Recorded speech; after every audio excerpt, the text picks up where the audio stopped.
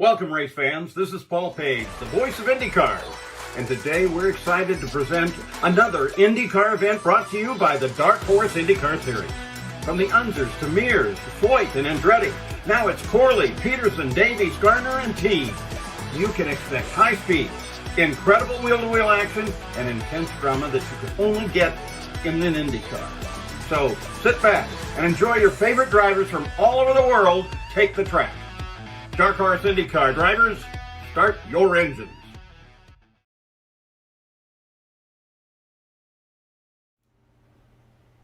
Hello everyone and welcome back to TMG. My name is Thomas Fisher alongside Jonathan Oates, and we're here to bring you the Dark Horse IndyCar Series from Michigan presented by Butt Kicker. Jonathan, how are you doing today? Well, I'm doing pretty well, but a little bit confused because normally I'm the one who does that. But anyways, I'm having a very good day so far, and I'm very excited to see these Dark Horse IndyCar Series drivers take to this legacy Michigan track, a little bit more bumpy than the Rescan Michigan, which came out a little bit more recently. Some of the main talking points for tonight is definitely going to be the draft. It's going to be very, very important here at Michigan. These drivers are going to be able to use that hole punched in the air by the guys in front of them to just suck up right to their rear wing and try and make a slingshot pass. We're going to see a lot of that tonight, so it wouldn't surprise me if we see a little bit of an underdog winner up at the front. Thomas, what do you think we're going to need to watch out for tonight in this race? Honestly, I'm pretty sure it's just going to be an absolute slipstream battle, given the fact this is one of the bigger tracks we're going to go to this series, apart from probably Indianapolis. But yeah, I'm just confused because I bought the new Michigan specifically for this race, and I just realized we're running at the Legacy, but it's okay. Yeah, I got the thumbnail at the Legacy Michigan, or at the new Michigan, because I just thought we were doing the new Michigan. I already had the new Michigan. I'm saying the word new Michigan a lot, and it kind of sounds like someone took Michigan, made a new state, and just called it new Michigan. But anyways, taking a look at the times in practice, it is David Leclerc, one of the drivers much better at these longer 2-mile tracks than some of the shorter ones we go to, at the top of the board with a 31.514, leading by about half a tenth of a second over Covey Moore, making his Dark Horse IndyCar Series debut, who is in second with a 31.565. Corey Lane in third with a 31.704, so a little bit of a spread out times at the top of the board, but everyone kind of aiming for that 31.6. I think it's going to be a good time in the race when you have all this slipstream. I'm not really sure what we're going to see in qualifying, because all these drivers are going to be out on their solo runs, but I think that should be a good indicator of kind of how the draft really shapes the runs and the lap times that these guys have. Yeah, well, I'm expecting there to be about a half a second drop off, maybe a bit less without the draft, because you can see David Leclerc's lap was definitely draft assisted, because I'm not convinced that he's 0.2 a lap quicker than Corey Lane in third. Yeah, at a track like Michigan where you're really just running flat out around the whole thing, it's very difficult to make up time on your own. I think a lot of that is going to come from saving your tires more than everyone else, and a lot of that is probably going to come from I believe these DW12s, if I'm not mistaken, have a steering pinion selection, which will basically just kind of alters how sensitive the wheel is, and I think a lot of the tire saving is going to come from changing that steering pinion pretty much to as low as it can go, trying to get the car to be as smooth as possible, because it's very difficult to save tires at a track where you don't really have to lift much. Thomas, in your experience racing these IndyCars at larger tracks like this, what do you think is the best way to kind of keep that rubber going towards the end of a run? Honestly, at Michigan, because of the decently high amount of banking, it's just not really that important to save tires, because you can just kind of chill pretty much flat out for the whole run. So, I think honestly the most important thing for these drivers at this point is just going to be trying to save fuel, and in the process, whilst doing that, they'll save tires. Another driver making their Dark Horse IndyCar Series debut is Kevin McCarthy in the gold number 44, currently sixth on the boards with a 31.720. His practice is just about to wrap up, and we're going to head on over to qualifying. That's going to do it for your pre-qualifying show. The actual qualifying is up next. I've said the word qualifying far too much. Penalties coming into this race are as follows. Dave Leclerc has been given a one-position penalty post-race after his illegal pass at Kentucky. And from a couple of races ago, Tyler Tomasi will not be allowed to qualify for this race here at Michigan. The field gridding up on the pit lane, getting ready to set their laps. Brandon Pasalakwa, the first one to go out. While he is setting his out laps, we're going to go and take a look at the points coming into this race. It is Nick DeGroot at the top of the championship with a 57-point lead over Craig Forsyth. Charles Teed in third and Brandon Pasalakwa in fourth. We're watching Pasalakwa now on his laps. Thomas, what do you think the key is going to be to qualifying here at this Michigan Raceway, or International Speedway? Oh, blimey. Okay, that makes me up then. I think honestly it's just going to be run the bottom, as much as you can. Try and run as close to the bottom as you can, because with the high bank and the high amount of downforce from these cars, taking that wide line is just not really going to help you like it would do in a stock car. Yeah. And as is tradition with Tyler Tomasi racing, with Tyler Tomasi, who is racing, and I believe he's racing here for the first time, so welcome, Tyler. We've seen him a bunch before, and as is tradition with him, we need to give someone a shout out. So I'd like to give a shout out to Sarah McMahon. I hope I'm pronouncing that right. I think apparently, it's McMahon, but okay. No, it's McMahon. As in McMahon? Yes. That's McMahon, but continue. Okay. Apparently you're Tyler's girlfriend and it's your birthday, so happy birthday from all of us at TMG. Me? Baron Passalacqua to the top of the board with a 32.818. That'll do it for both of his laps. Now on the track, AJ Musselman going out for his outlap. David Leclerc out as well. I believe he is on his first lap as well. Leclerc going to be one of the drivers to watch out for. If you remember, before the season even started, as Alexander Van de Sant takes away that top time, David Leclerc won the Auto Club 140. So he is definitely going to be one driver to watch out for today. Passalacqua, Forsyth, and Schneider, your top three at the moment. Eric Schaus going out for his lap as well. I believe this is going to be his second lap in that bright pink, blue, and green DW12. He'll be coming across the line this time by, trying to take away that top spot from Passalacqua. A 31.958 is going to put Schaus at the top of the board. I realized I was muted that whole time. But I was saying Eric Schaus has gone to the top of the board with a 31.957. Gary Corley slots into second ahead of Gary Corley. Nope, never mind. Okay, Kevin McCarthy is now second, AJ Musselman third. Pretty much identical times for second and third. Only 0.02 of a second separating them. David Leclerc is at the top of the board, 1,000th of a second faster than Eric Schaus. Corey Lane on his lap now, currently seated 16th, but that was just because of his outlap. Now on his actual lap, he's going to duck below the apron a little bit into the gravel as he is going to come across the line. I'm guessing that's not going to be a great lap, only 14th for Corey Lane. Still a couple of drivers yet to qualify as Lane goes for a little bit of a jump in the infield. Craig Forsyth stopped on track after qualifying in 19th. He struggled just a little bit throughout practice. Josh Garner looking to set his laps now. Nick DeGroot on the track as well. All eyes on him, your championship leader, as he is continuing to best Forsyth in these races. DeGroot looking to extend his advantage at the top of the table. He is coming around to set his first lap and now on his fast lap. Yes, sir. Right, and Scott Sirodinsky has just said sup to everyone up in the commentators booth. Sup, Scott. Nice to see you're still here, mate. Yeah, I think he ran the, I want to say the first time we saw him on the channel was the Legends Racing League Street Stocks at USA. That sounds like the first time I've actually been with him in a race a couple of times. He's a pretty fast driver, so if he was in this series, he might be one to watch out for. Nick DeGroot going to come across the line this time by 21st fastest at the moment. We'll see if the championship leader can take away that top time. Yes, he can. Nick DeGroot to the top with a 31.943. 13 1,000ths ahead of second place David Leclerc. Jeff Hysong in his first start as well, lining up in the pit lane in that Valvoline DW12. He is looking to go out on track next. AJ Hobson is coming around to set his second lap. Looking now coming through 3 and 4 out of 4. Down onto the apron. Where's he going to go? He's going to go from 21st up to 14th. Decent qualifying.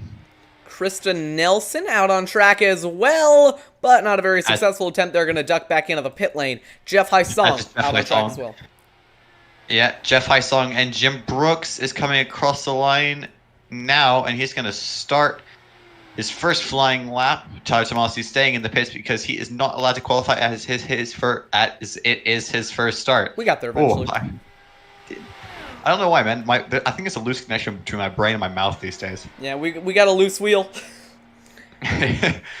Oh, Haas 2019, anybody? That was 2018, but you're close. Oh, it was 2018. I think it actually happened both years, which is kind of funny. Leave it to Haas to do that, man. Coming across the line now, Jeff Hysong. This is going to be his first lap. Bit of a wind-up for his second lap, just about a lane off the bottom. Nick DeGroot still at the top of the board. No one able to best him yet. Hysong to 22nd, but on his second lap, we'll see if he can improve. A little bit of a wider arc into the turns. We saw DeGroot do this on his lap, so this might be a good lap here for Jeff.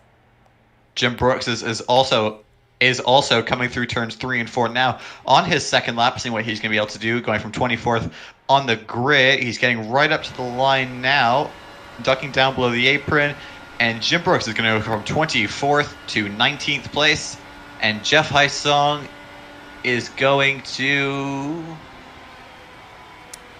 And I've lost him. 16th for Jeff Heisong. 16. Max Davies out on track now. Well, in the He's not pit back. lane, but loaded onto the track now. It's okay, Max. It's that right foot. You gotta use that right finger. All right, so Put your Max, hand here, Max. use your right foot. Max. In theory, you have 3 pedals. The one that is on the very right, that's the one you're gonna want to press to make the car go vroom. I don't think he's listening to us. Trying to make a car go vroom. He's revving And the I've just engine. embarrassed myself on the internet. He's getting it warmed up. Yep, Scott, thank you for telling us that Tyler is super fast. I know. I think another thing that Tomasi is going to have a big advantage with here is the strategy.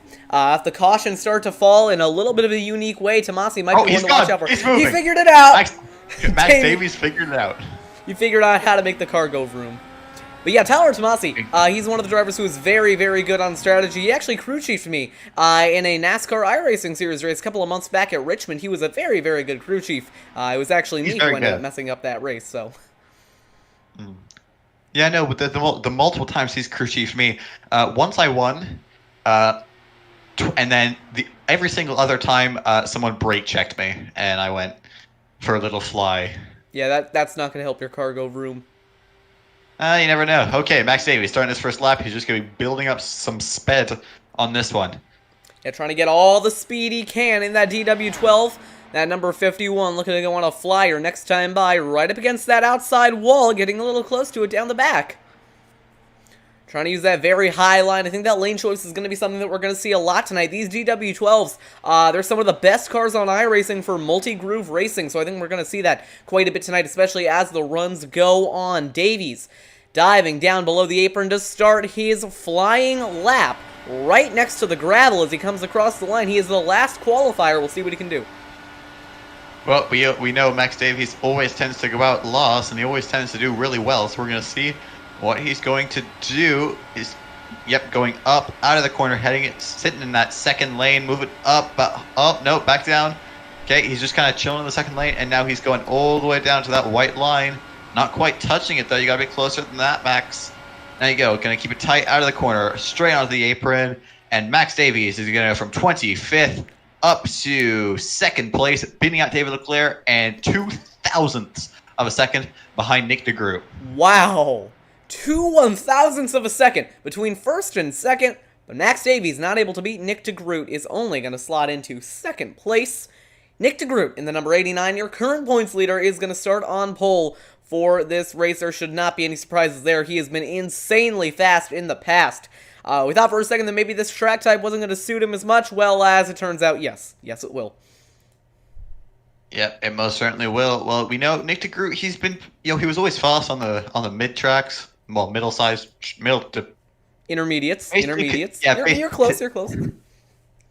I don't do the NASCAR talk. Yeah, over in NASCAR world, we call them 1.5 milers. I ain't American.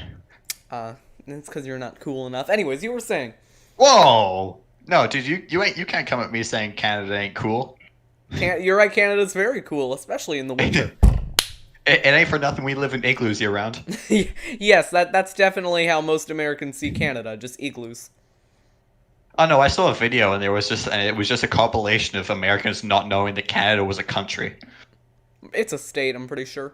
All right, qualifying wrapped up. Nick DeGroot on pole. DeGroot's teammate, actually, in the number 15 of Covey Moore, starting in 11th. We didn't really talk about him, but he was able to end up practicing in, I believe, second place, so he'll be one to watch for. 120 laps, 240 miles ahead of us. That sounds like a long way, but when you consider that a lap here is only around 31 seconds, we should be in for a race that clocks in at just over an hour, and you'll be watching it all live here on TMG. The field gridding up now. Tyler Demasi going to be rounding out the field starting from the back. When we went here last season, it was Benjamin Combs in that number, I believe it's the number 77 Napa DW12. He was able to come away with a victory a couple of months ago. He is going to be going for it once again. The field the remaining portion of the field gridding up now. AJ Hobson, taking a look at him, your race 1 winner. He wanted a track very similar to Michigan all the way back in Auto Club. That was a few races ago. Thomas, before these pace laps get underway, any last words? Sorry, I wasn't listening. Yeah, no, my brain just phased out for a second. We're back. Okay. All right. Lost words. Okay, we're getting into product placement mode. Remember, under this YouTube video, there should be a hashtag ad. Yes, there is. Yes, there is. There is hashtag ad. So, the Dark Horse IndyCar Series would not be possible without the support of thebuttkicker.com. They make these, essentially, speakers which you put underneath your seat and make vibrations to make it feel like you are actually driving a car. Go to thebuttkicker.com and use code DARKHORSE20 for 20% off your order at thebuttkicker.com. It's like force feedback, but for your chair. That'd be a good slogan. They should put me in charge of marketing. Why would they put you in charge of marketing? I don't know. Nick DeGroot starting in the pole position. We're looking at the field right now, being led by that Ford Mustang pace car. It hasn't been changed in quite a while. I think that Ford Mustang pace car, it must be like 15 years old at this point. Oh yeah, it's got to be. That not only is that a very old pace car, but it's also a very old Mustang. I believe that's from around 2011, 2012. It makes sense, because that would be around when iRacing was released. Oh, look at this. All the Indy cars just driving through the camera. Hey, that was expensive. Hold on, wait. When was actually iRacing? 2008, I believe. I think it started development around 2006. Yeah. The release date was this 26th of August, 2008. So iRacing has been around for 12 years. That's quite Hey, Jonathan, iRacing's as old as you, man. That's funny. But I'm not. I know it's getting really old funny. at this point. Oh yeah, also, I feel like I need to mention this. If you missed last week's broadcast, Jonathan and I figured out that we were born on the same day. Yes, November 28th. No pressure for you all to buy me any gifts, but it's 10 days. I'm kidding. That was a joke. Don't worry. Put it this way. That's your way of showing your support of basically which commentator you like the most. So if you prefer Jonathan, send him a gift. If you hate both of us and just mute us during the race, then you can just, not send anything. That's an option. I think that's going to be everyone. Yes, it will be. Nick DeGroot, 89, starting on pole, looking to extend his championship advantage over Greg Forsyth. I remember the name. We're going to turn out the ticker for just a bit as the field gets ready to get going here in the Irish Hills of Michigan. That pace car going to take that hard left turn into the pit lane. At that point, the field will be in the hands of that number 89, factory-backed Motorsports DW12. Coming off a second-place finish in Monday Night iRacing a few days ago, DeGroot looking to get back-to-back wins in the Dark Horse IndyCar Series. We're underway here at Michigan. Good start from Nick DeGroot. Everyone kind of behind him going single file. Everyone up to pretty much Kevin McCarthy and Eric Peterson. That looks like Eric Schaus looking to be very interested at moving up, but this top 4 pack is kind of starting to break away from the rest of the field. As behind them, they are too wide, and now it becomes a battle for the slipstream. Yeah, very, very exciting racing going on at the moment. David Leclerc working the outside of Max Davies as Davies slotting into second. We know how strong he was when the Dark Horse IndyCar Series went to Michigan a season ago. Granted, a lot has changed since then. Working lap 2 now. Nick DeGroot leads the first one. Now Davies hopping to the outside as most of the field double file all the way back to about Eric Peterson in 5th. Yep. These DW12s are pulling 220 miles an hour in the turns. That is how fast these drivers are going. So if there's an accident ahead of them, they'll most likely not be able to wide, going at a 3. Gary Corley in the mix of that. One driver on the outside, I believe that is Gary Corley. Falling back just a little bit, Eric Peterson into 6th. Kevin McCarthy working his way up in a 5th as the rest of the field scrambles down the front straightaway. Everyone now ducking into the slipstream at the bottom of the racetrack, leaving AJ Musselman out to dry on the high side. Yep. Big gap, though, right now between pretty much AJ Hobson and Nicholas Wunuk. I'd say about maybe about half a second. This front pack really is pulling away. 3 wide again. Here comes Kevin McCarthy. Down the inside, headed for turn 3, sliding up the track a little bit of contact between the right rear wheel and the front left wing of Eric Schaus. Things got very close indeed there, but Kevin McCarthy has worked his way up into second, not really having much regard for his tires, trying to make up as many spots as he can early on. We are working lap 4 of 120. Yep, so right now there are 3 very distinct packs forming themselves. The one at the front obviously is the biggest because everyone's trying to scramble for positions early on in this race. We are only on lap 4, though, of 120. So there is a very, very long way to go in this race. About 100 and... Ooh, I can do maths. Yes, you can. There's a total of 180 There's a total of 180 miles in this race, right? We've done 4 times 1.5... 6. Oh my. It's about 100. It's about 174 miles to go in this race. Hey, I'm gonna. Oh, they're double. For a second, I thought they were 3 wide for the lead. They went back to 2 wide. David Leclerc. Now they're 3 wide. Now they're 3 wide. Uh-oh. Nah, back down to wide. 2 wide. But David Leclerc on the outside of Nick DeGroot, trying to make that high line work. I'm gonna try something out really quick. I'm just gonna turn that off, move it over here, and let's see if that looks any better. Alright, now the ticker is on the right side of the screen. We'll play around with that for a little bit, see if you guys like it.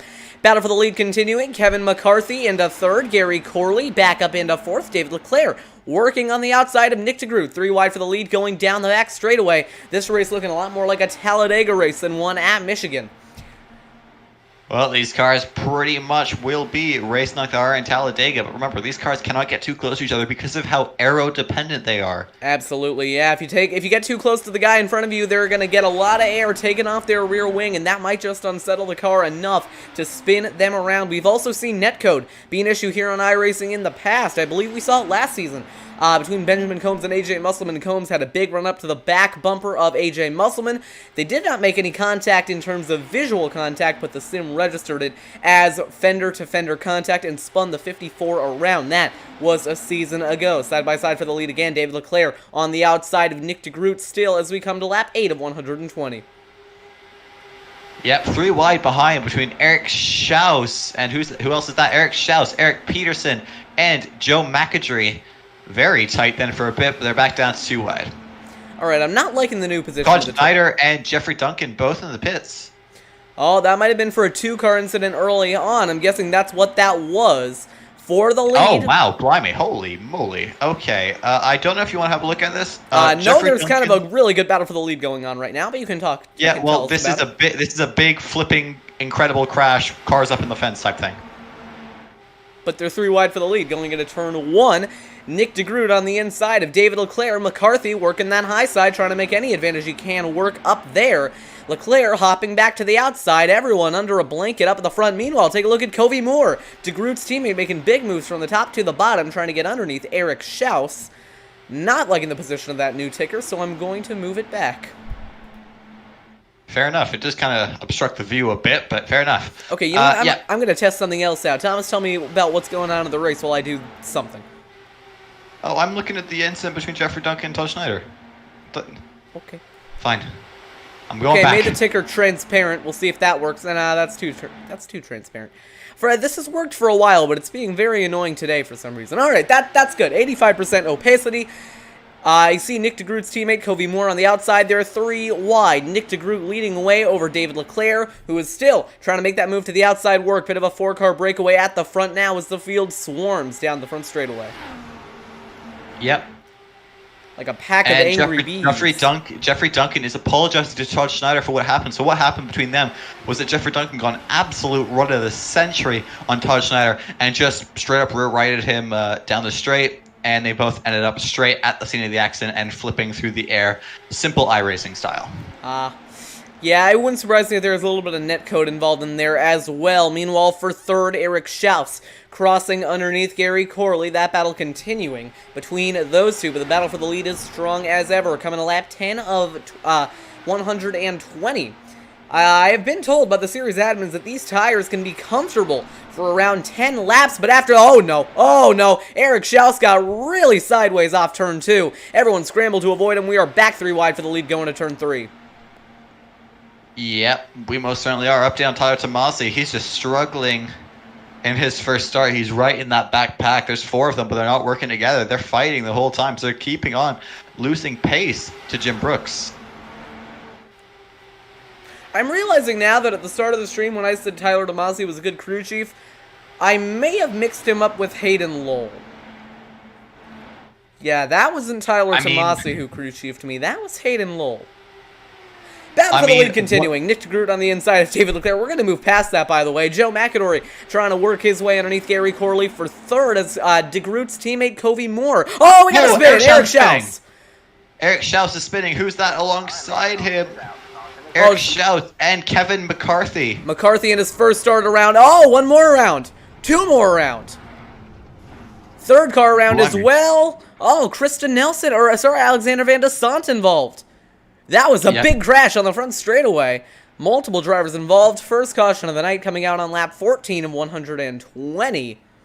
That was pretty violent. If you just looked at the car that was flipping, caution is out for the first time.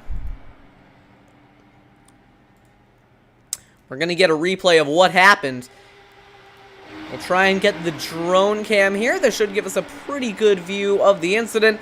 McCarthy on the inside, sliding up just a bit. Oh. Pretty much all the way up, just left reared Eric Schaus. But then, you know what? What kind of puzzles me is that happened, and then it doesn't seem like he was holding his brakes. Because he just went straight up into the racing line and took out, who is this? I'm trying to figure out who this is. Oh, yep, that was, oh my goodness. Oh my goodness. Oh my goodness. AJ Hobson, Josh Garner, and Max Davies also involved. They just kept flipping. I don't know why I found that so funny, but they just kept flipping over and over again. Like, you look away for 2 seconds and there's like 4 more cars. Okay, sorry. But yeah, there were a lot of drivers involved in that. You know, I think I might need to, use the blimp cam here and just figure out how many cars were actually involved in that incident. Yeah, well, because I can tell you, it was more than 3 and less than probably 20. 1, 2, 3, 4, well, 5, just looking at it there, if you don't mind, McCarthy got slung into the air by the front wing of Eric Schaus, which in turn bounced the 72 into the air. We'll speed it up just a little bit. Watch for McCarthy, who's going to slide right back onto the racetrack. Everyone going by him, and you're going to see that red car get slung up into the air. Then he's going to sling Peterson. I believe that's Peterson. No, I don't think Peterson was involved in that. No, that was... Hold on. There's just so many cars that just went flipping. Yeah, no, that was Peterson, and then another driver went around. That was Alexander Van de Sant. I believe he hit the wall. There were like 4 cars flipping at once. Who is that in the back? Josh Garner. Josh Garner gets sent around as well, bounces across the track, slams into McCarthy again mid-air. I think we're going to need a new please stand by cutaway, because this is even funnier than what happened at that race that I got all that footage from. Oh, that's AJ Hobson, I believe, in the 63. Yeah, it is. Oh so my God. I can run you through it pretty quickly about what happened. If I'm just going to get the slow motion cam for me. So Kevin McCarthy went up into Eric Schaus. Well, no, I actually think Schaus came down into McCarthy, but either way, that did happen. I had a look at it. Eric Schaus held his line, then Kevin McCarthy didn't hold his brakes, went up into AJ Hobson, got collected and then collected also. Who is the car who's done the big one? Oh, and Van de Sant got walled on his own and took out Peterson as well.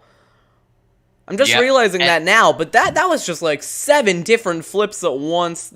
Okay. What? Yeah, and then so Josh Garner went up in the air, and then Davies hit McCarthy. You're gonna find this. Jim Brooks, pretty funny here.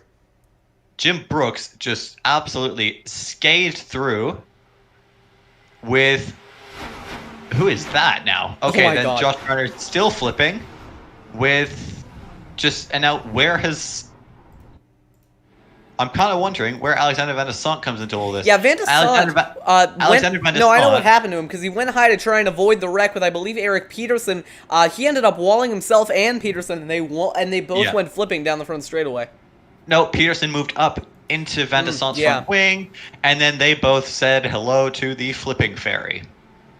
Yeah, it was messy for sure. And what I'm really tempted to do is after the race get like a camera kind of like positioned in the infield on the front straightaway and just get that to record everything. We're coming back to the restart this time by with your race leader and championship leader Nick DeGroot leading the field back to green. Pace car going to make that left turn into the pit lane, and we are back underway here at Michigan. DeGroot takes off from the lead. We're back racing.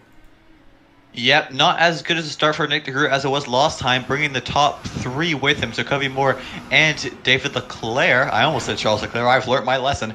Gary Corley struggling a little bit with Nicholas Wunnock. Is that Gary Corley? No, that's Charles T. Sorry, and Gary Corley as well as Nicholas Wunnock. Well, the 3 cars in the lead pack have gone 3 wide for the lead. Just figured I'd take a look at that. Covey Moore, Nick DeGroot's teammate, has filed his way into second. It's now a factory-backed 2 and 3 with David Leclerc assuming the lead here at Michigan. Yep, Joe McAdry, I believe that is, who's just kind of chilling by himself. No one really to help him. It is. You know, it's actually a lot more spread out this time. But now, Tyler Tomasi has absolutely thanked his lucky stars because now he's up in 14th and leading a pack involving Eric Schaus, who we know can make his way up the field. I feel like what we're seeing right now is just Lewis Hamilton and Valtteri Bottas, and then you just get Max Verstappen in there as well. You got the 2 teammates. Ironically, they're both driving black cars, and then you just get the 1 Red Bull guy who's randomly up there. The Mercedes, or sorry, factory-backed cars, are essentially swarming David Leclerc. He really doesn't have much to do because these teammates are going to work together pretty well. You can see them kind of helping out each other with the draft. But everyone kind of spreading out at the front at the moment, despite them all having pitted on lap 14. So the field's starting to get a little bit more spread out. Wait, so who's Hamilton and who's Bottas in this scenario? I'm going to have to assume that DeGroot is Hamilton just because of how utterly dominant he's been this season. Side by side for the lead, Covey Moore in that 15 on the outside of David Leclerc. Coming to the line, it'll be Covey Moore's first laps led of his Dark Horse IndyCar Series career with his teammate coming to help. This 3-car battle for the lead raging on. Yep, I have to disagree though. I don't think Covey Moore is Valtteri Bottas. Really? Why would you say that?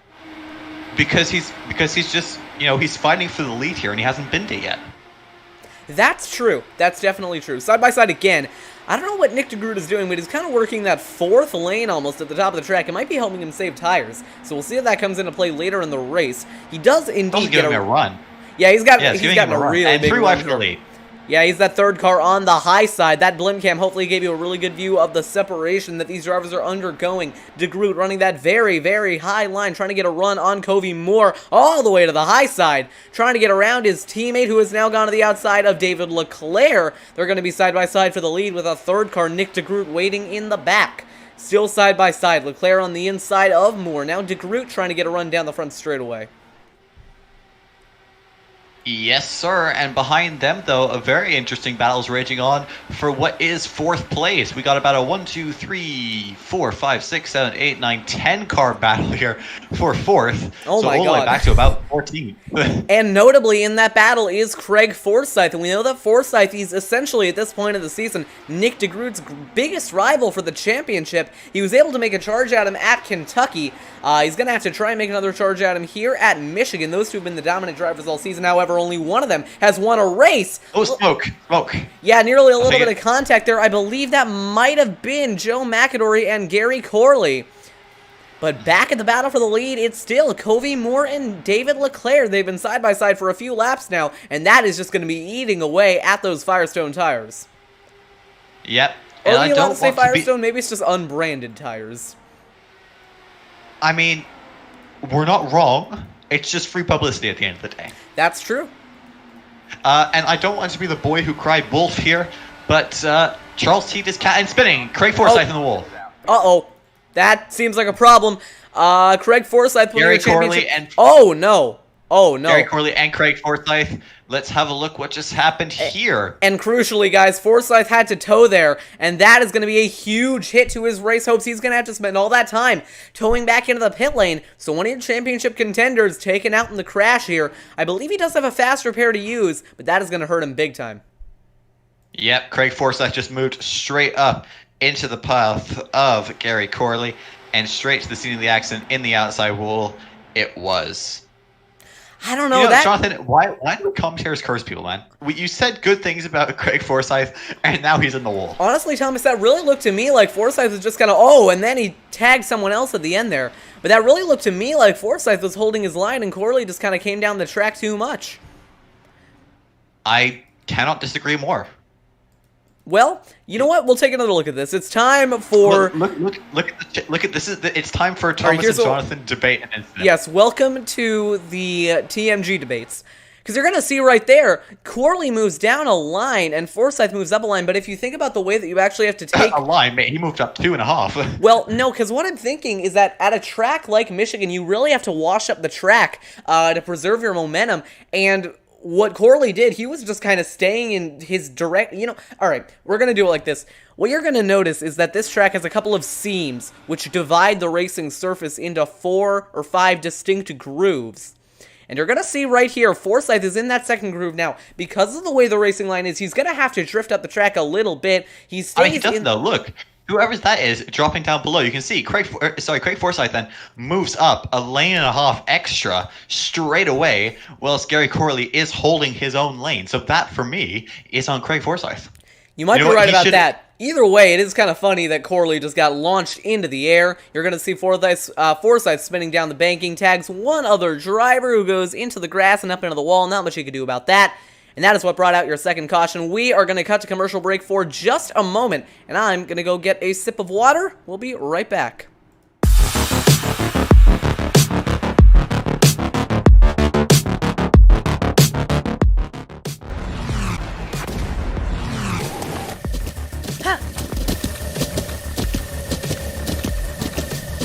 With the Butt Kicker Gamer 2, what you see and what you hear is what you feel.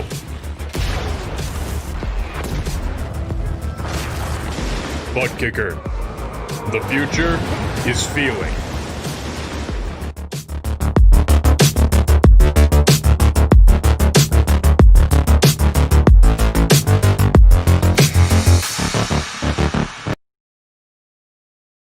And we're back live here at Michigan under caution for the second time today, working lap 26 of 120, nearing that 1/4 point in the race. Kevin McCarthy, due to pit strategy, has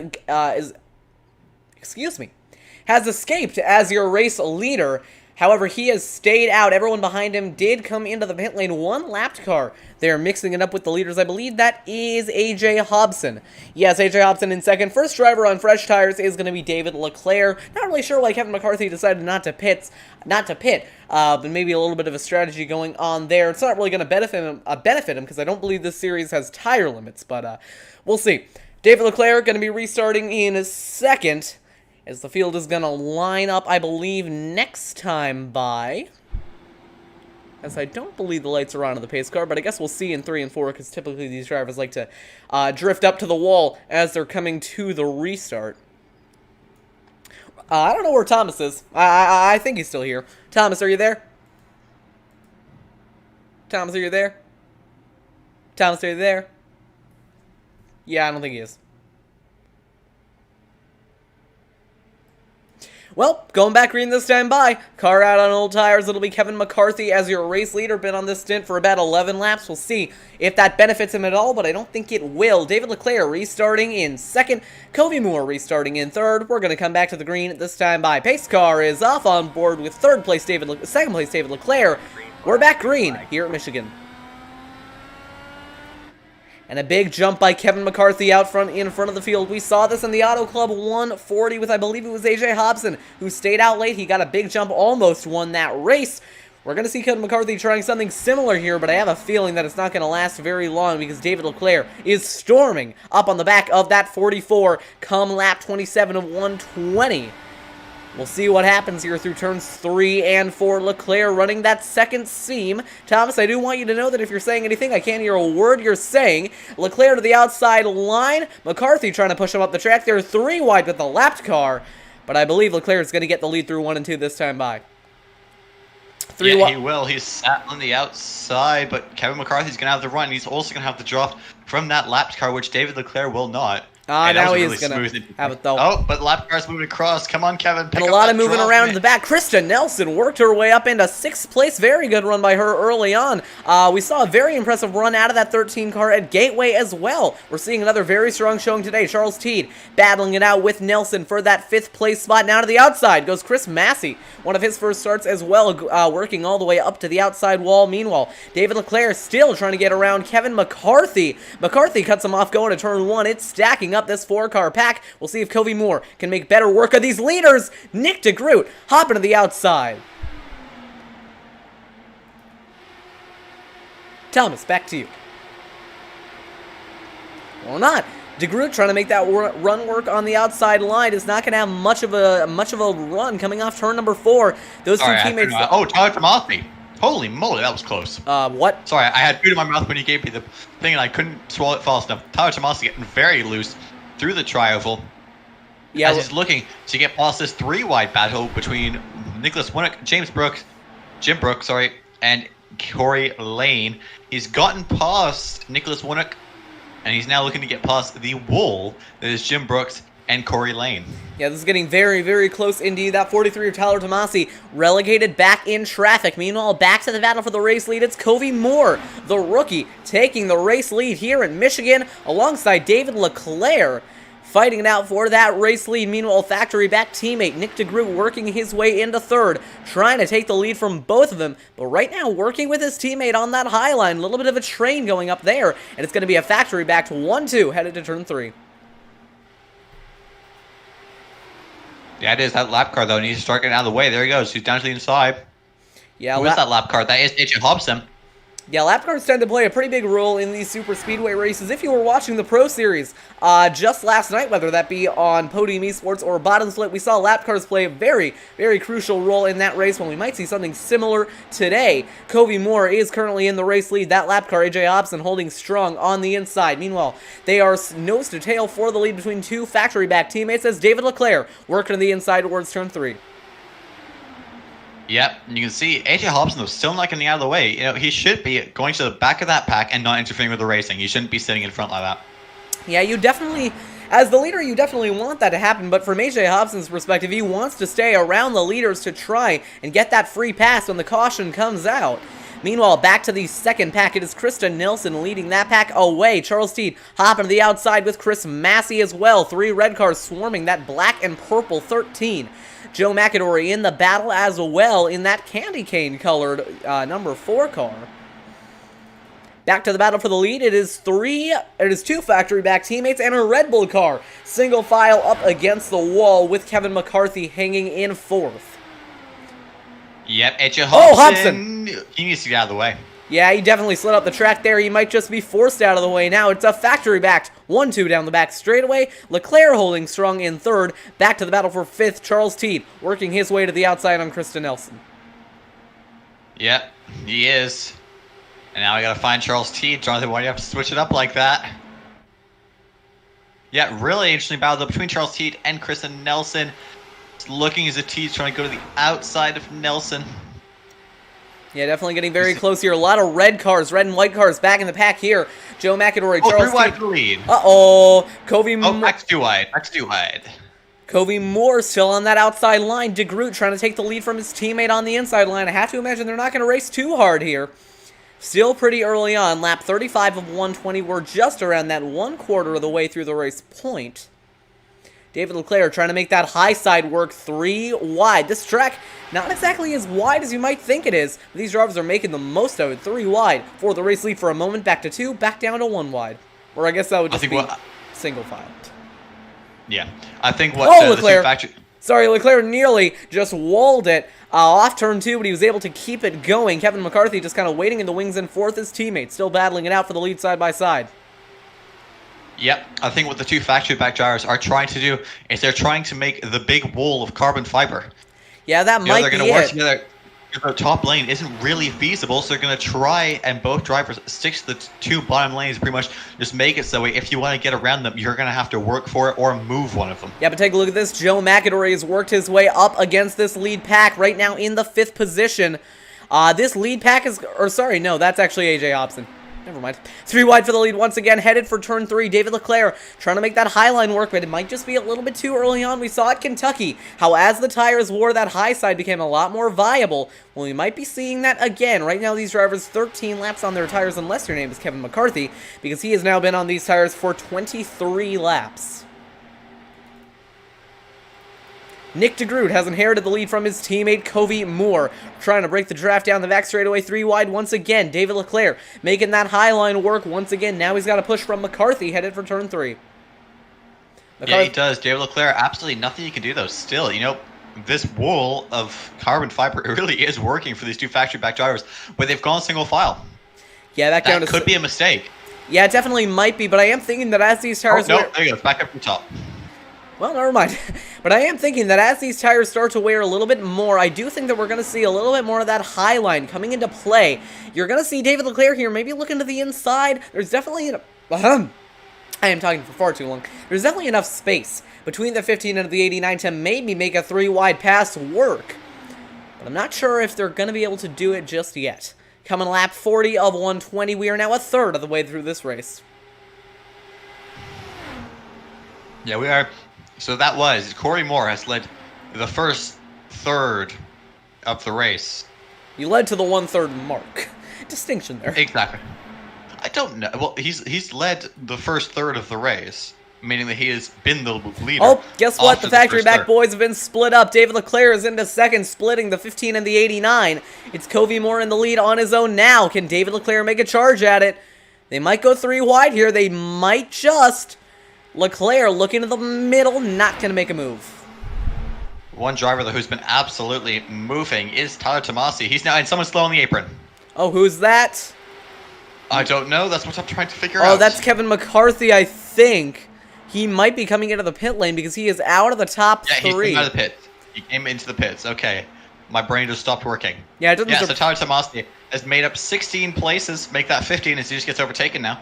But he's absolutely making it scenes as he's now properly up to the back of Eric Schaus and side by side with Charles Teed for this 9th position. I feel like the top 2 packs have kind of come together now as just kind of one big pack. What this race reminds me of a lot is kind of the mid-2000s plate racing that we saw over in the NASCAR world, where these drivers would just kind of get split up into these distinct packs, and then they would eventually all kind of come together. As you got these kind of different packs to start to stall out. Battle for 4th still going on. It's currently owned by Joe McAdory, who has really closed the gap to this top 3. Someone's still on the inside. Can't tell who that is from this camera angle. Nick DeGroot, meanwhile, your points leader, going back to the inside, and he is back to the race lead.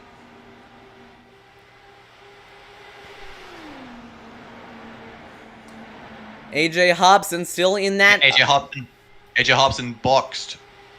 Actually, no, that's not AJ Hobson. Hobson's dropped out of the pack, and Joe McAdory has brought that second pack up to the front. He is currently working the inside of Nick DeGroot, but gets a little bit loose off, too. Caution is out. I think we have Alexander Van de Sant. Nope, someone's in the outside wall. Oh, it's Van de Sant spinning. That is Charles Teed and Tyler Tomasi. Oh, no! I say good things about him. Tomasi and Teed around in 1 and 2. Van de Sant involved as well. So was one other driver. I believe that was AJ Musselman, who had to take to the grass. Caution is out. Okay, and Tyler Tomasi is saying in chat that maybe Charles Teed got one coming. Ooh. Well, Charles Teed's car is definitely not in the best position. We'll take a look at the rear chase cam. That's not a good angle at all. You'll be able to see it once he pulls off the wall just a little bit. That left front, you might think it's just locked up, but no, it is literally not making any contact with the ground. Looking a little bit more like a tricycle than a DW12 Indy car. We'll go and take a look at a replay of what happened. You know what? I think this is a mix of, him not moving. Charles Teed not going as far down as Tyler Tomasi expected. As Tyler Tomasi kind of has to move down if not he's going to go up into the outside wall. Oh, that was a very hard crash for Charles Teed. Just kind of got wound up against that outside wall, got into the catch fence a little bit. It's very hard for me to put that one on Charles Teed. You see Alexander Van de Sant trying to avoid the crash, got into the 43, and then ends up going spinning down the track. Musselman taking a little hop into the grass. That was kind of funny to watch. But we'll take another look at it here. I don't know. Should we bring up Charles Teed and get his view on it? I think we should, yeah. Oh, yeah, that's on Tomasi. At least for me, that's definitely on Tyler Tomasi. faster pair. Hey, Charles, it's Tom Stuff for the TMC broadcast booth. You got me? Yeah, I do. What's going on? What happened there? It looked as if, you just didn't quite go as far down as Taro Tomasi expected, and you just made kind of half netcode, half contact. And then, you both came off pretty bad. But Taro Tomasi then said in chat that you, quote, got one coming, bud. Ooh. Yeah, I don't know what that is. It's a new guy. I don't know what that's about. I have no idea. There's a new guy in the league, so we'll find out after the race. Hey, if you want, Yeah, if you want my opinion, I think that Tomasi just kind of came down. Either way, it kind of sucks for Charles Teed because he got absolutely slung into the outside wall. You're actually here, so maybe I shouldn't be saying that about you so bluntly. But anyways, just kind of walk us through the wreck there. Did you kind of get any indication that you were maybe going to end up in a crash there, or was it just kind of sudden? I had no idea. I'm busted, and the faster pair didn't work, and so I think my race is probably over. Any penalties may be expected out of that coming post-race? Who knows? We'll have to look. But yeah, it's I'm trying to go ready. I'm just busted. I'm sorry. Yeah, definitely. I gotta get out of this. Sorry, guys. Yeah, definitely not a great day. Anyways, thank you for joining us for just a little bit, and we're sorry to take up your time. So that was Charles Teed. very interesting. I gotta say, that definitely, I can't really put that one on Teed at all. We'll take one more look at it here. You're gonna see Tomasi. I think that is quite a little bit more of the, the racing type of incident because, Charles Teed, he had the dirty air, he probably should have been a bit further down than he was, but at the same time, Taro Tomasi, he maybe could have held his line a bit better, but, it's just kind of that, I say it's 50-50. I really think it's mostly on Tomasi, but we're going to see. I don't know what it is about these DW12 crashes, but they never fail to be the most entertaining things. Some of the most entertaining things of the race. Obviously, I actually like the racing a little bit better, but take a look at this. Charles Teed going into the turn is just going to get tagged around by the 43. He's going to get spun in front of, I believe that's Jim Brooks, and he's just going to get flung into the air and into the outside wall. And then one more thing that I just want to take a look at because I think it's funny. If we look at AJ Musselman, specifically this rear chase cam, if he's gonna hop into the grass and just boing. he pulled the big boing. This should be a good freeze frame. There we go. He has pulled the big boing. And welcome to the Dark Horse IndyCar Series. All right, enough funny. Yeah. Back live, we're actually gonna go back green. Out. Yeah, we're gonna go back green. So I probably shouldn't have spent so much time laughing at the boing. Kobe Moore gonna lead the field back to green. You go ahead and take it away, Thomas. I've been talking too much. Okay. Yes, you are. Kobe Moore is going to lead the pack to green as the pace car is going to get bored of running on the racetrack and decide to go down pit lane on this occasion. And we are green in Michigan, and Kobe Moore has buckered right off like a stabbed rabbit at the front of this pack, and Nick DeGroot is sticking pretty well with him. Yeah, pretty good restart there by second place Nick DeGroot. It wouldn't surprise me if that was timed. As they are teammates, they're definitely communicating in the race a lot more than some of these other drivers. Down the back straight away following the restart. Nick DeGroot down to the inside, trying to take the lead away. He is going to take it. Going into turn number 3, new leader, Nick DeGroot. Everyone now on fresh tires, so that caution really couldn't have come at a better time. It was right towards the end of the stint. Meanwhile, up in a second, it's going to be David Leclerc. Kobe Moore losing 2 spots on that occasion. Chris Massey out of the fight as well. 5-car breakaway at the front of the field. Yep, and you see Kobe Moore kind of getting relegated down to that 3rd place. Nothing he can really do about it. Just stuck on that outside lane. Chris Massey, going to see if there's anything he's going to be able to do about it. Nope, he's just going to kind of chill on the slipstream. And now it's Nick DeGroot and David Leclerc side by side. And is that... Who's that who just went side by side with them? That's Kobe Moore hopping to the high side. Meanwhile, Chris Massey getting a good run on your leaders here. I'd keep an eye out for Eric Schaus as well, just kind of hanging back, trying to save those tires. 3 wide for the lead. Front stretch. Kobe Moore is going to try and hold it around the outside. Nothing's going to be able to do about it. Will he get the switch back on? Move down, Corey. Move down, Kobe. Come on. Okay, he's going to go to the outside of David Leclerc. Again, he probably could have gone to the middle and split them 3 wide. But nope, he's going to be stuck on the outside once again, moving down, getting quite close to David Leclerc. Yeah, very close battle for the lead here going on. David Leclerc moving down the track, kind of pinching Nick DeGroot in that bottom lane. Not going to be good for his tires at all. Battle going on for 6th as well between Krista Nelson and Joe McAdory. 3 wide for the lead once again. That outside line just has no momentum. Yeah, no, they don't even have the run on exit, really. You can see Up to the outside again. Good move Yep. by David Leclerc. He's going to have to force him down the track, though. Headed for turn 3. Just got to keep Nick DeGroot right along that white line. Hopping up high Crazy is Kobe close. Moore. That was crazy close between Moore and Leclerc. I don't know why Moore keeps going to the outside. He's not going to get the run out there. Doesn't really have anywhere else to go. That's the thing. I mean, what you'd have to hope for is for Nick DeGroot and David Leclerc to open up enough of a space between them that he could try and shoot the middle. We're approaching very steadily halfway. David Leclerc fighting for the lead with Nick DeGroot. He might just clear him here off turn 4. But he moved too far up the track. Can't do that. Yeah, David Leclerc really high up the track, actually slotting back into third. Might have just missed the corner a little bit. 3 wide behind. Joe McAdory on the inside. Nelson in the middle. Pasalacqua on the high side. Brandon Pasalacqua doing pretty well in the championship, looking for another strong race today. And Kobe Really Moore's ripping that second. 4th line. Something happened to David Leclerc. You know, he just got kind of run out, you know? Yeah, a little bit of an issue for David Leclerc. A lot of these drivers just kind of turned making in too small late. mistakes. He just turned in too late. And then, yep, Kofi Moore just said, hello, good sir. And said, thank you, sir. And just chillaxed, went underneath. And now it's too wide for the lead between the 2 Factory Bakes Racing Team drivers. Kobe Moore is falling back behind side by side with David Leclerc sliding up the track. That's definitely going to cost him quite a bit of momentum. It's Nick DeGroot in control at the moment, but watch for his teammate Kobe Moore headed for 3. Seeing these Doing well drivers around the outside. Yeah, we've seen these drivers basically battling it out all race. There's really not been a dull moment in this race whatsoever. You can say that about a lot of the races this season. Nick DeGroot trying to make that inside line work with Kobe Moore on that outside. David Leclerc, we're kind of back into a situation where we were before with David Leclerc continuously trying to make that high line work. In the end, though, I think what it's going to take out of one of these drivers to beat them is just that inside line driver to leave just too much space down to that white line and for someone to try and take advantage of it. Still, that outside with the line help, working though. strong. Yeah, with the help, though, you could probably make it work on the second lane. And Leclerc just said, hello, you opened me a gap. I'm going to step right through it. He's going to try and work that middle now. He's going to split the 89 and the 15, trying to work his way through the middle, getting down on that side pod of Nick DeGroot, trying to get the run off the corner. Oh, contact with the wall. Kobe Moore might have Kobe tagged Moore. it just a little bit. David Leclerc edging ahead, going to 3. Yep.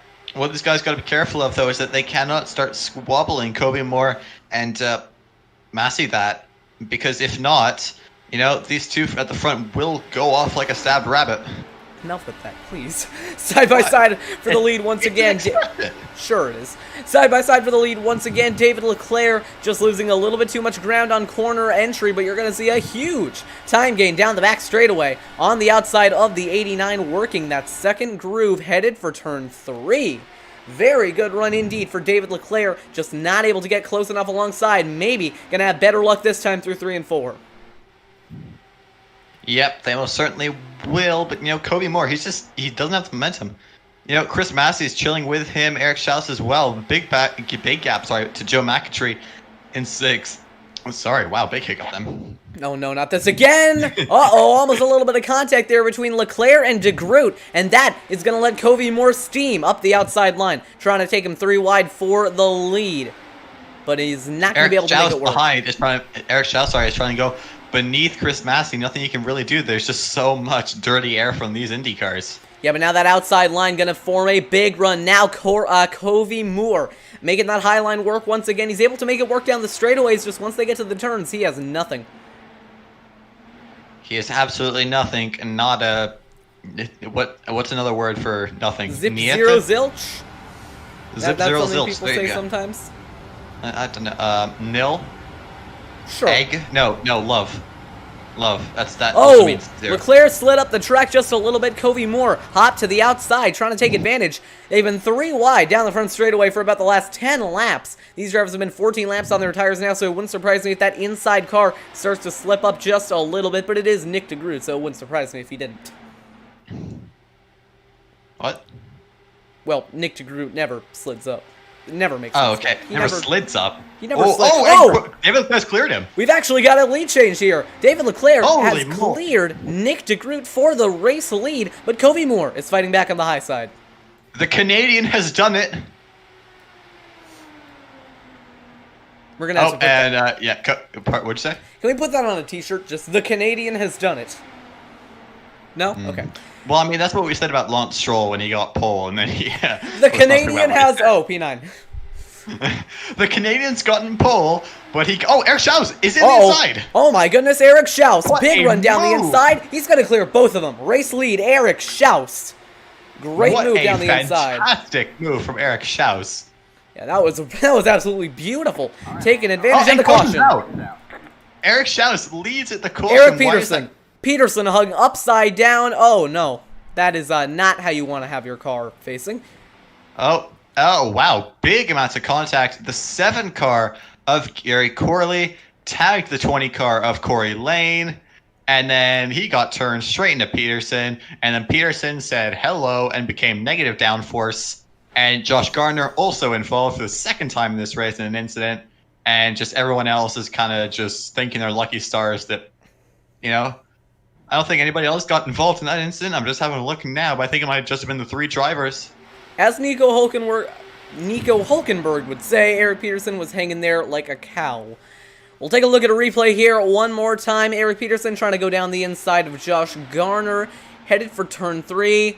Oh, yeah, he's just going to slide up into the 20. That's not where the contact happened, though. Oh, the 20 got turned. That's it, yeah. Oh my, what?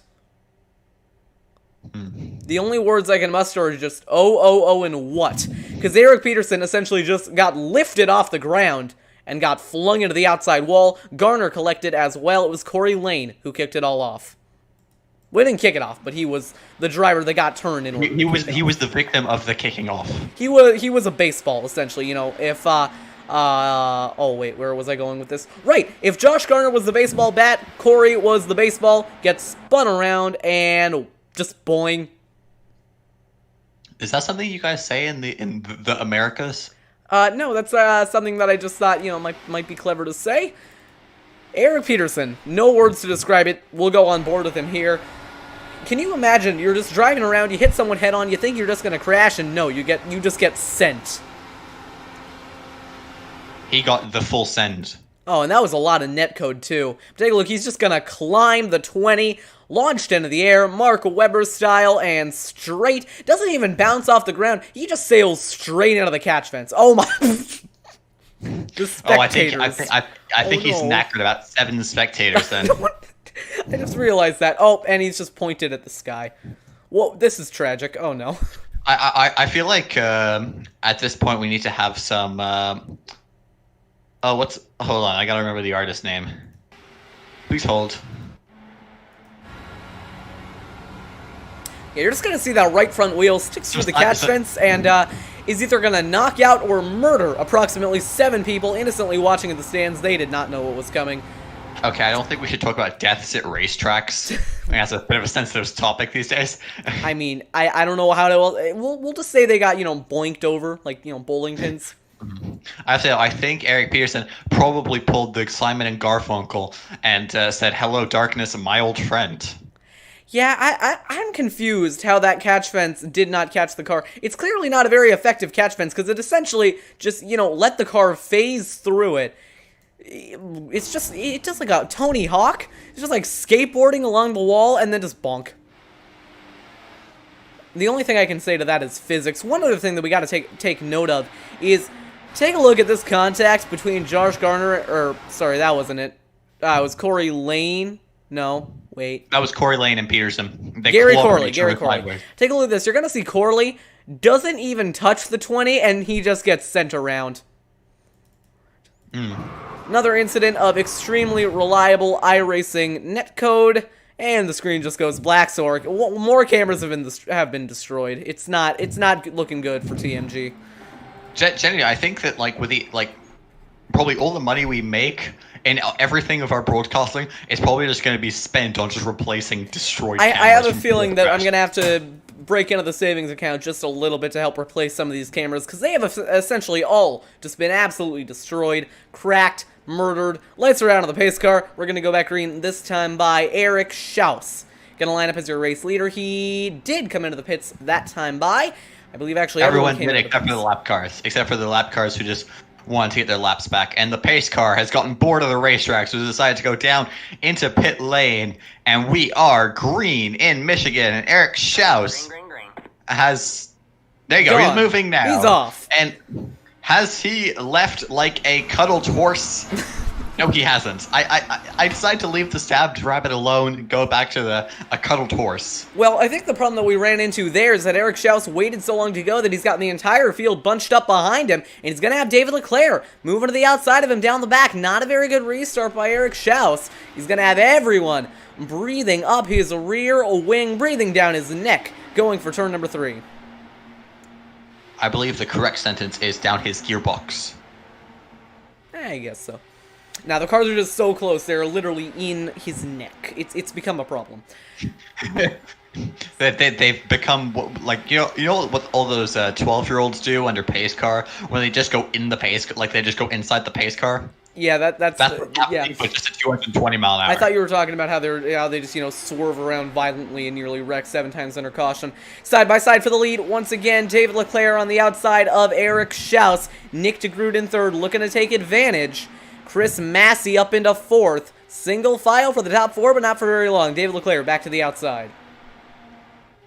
Yep, he most certainly is. Behind him, though, Nick de Groot is looking to make that top lane work. Chris Massey, though, just decided to slide right underneath him and said hello as we just take a trip contact! to the stands. And, Eric Schaus. Yeah, David Leclerc got a little bit of a tap from Chris Massey. It turned him down into Eric Schaus, but they all kept it straight without any damage. Very impressive by all these drivers. Your top 4, just 3, are composed of drivers exclusively not named Nick de Groot. So for the first time, we have a Nick de Groot-free podium. We'll see how long that lasts. 3 wide for the lead once again.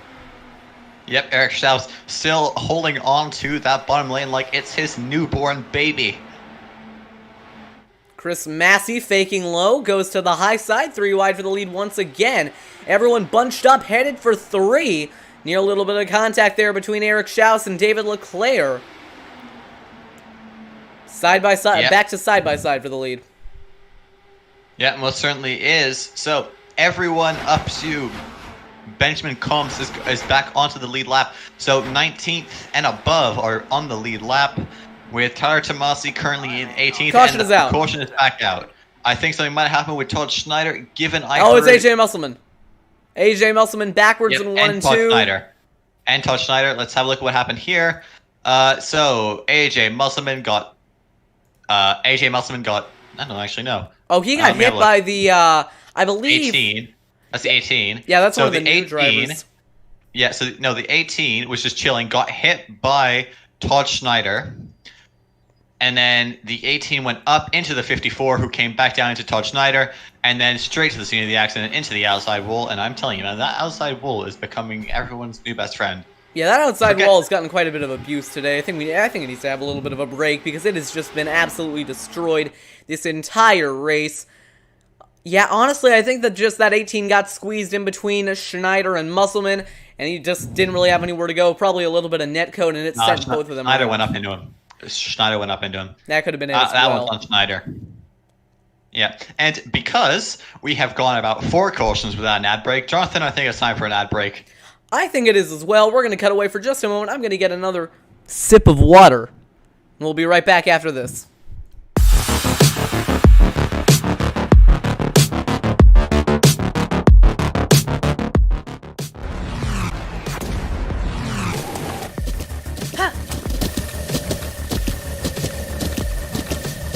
With the Butt Kicker Gamer 2, what you see and what you hear is what you feel.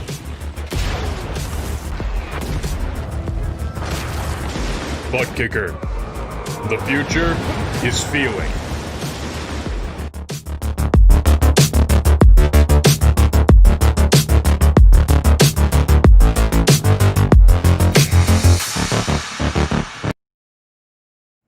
And And we are back live here on TMG for pit stops underway here at the Michigan International Speedway. A couple of drivers have elected to stay out, mostly just Kevin McCarthy. Nick DeGroot out of the pits is going to get beat out by a couple of drivers who were ahead of him before the caution.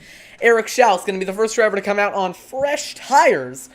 Not really sure why everyone decided to pit, though, because they've only been on these tires for 7 laps, but I guess that can make quite a bit of a difference in the fuel run.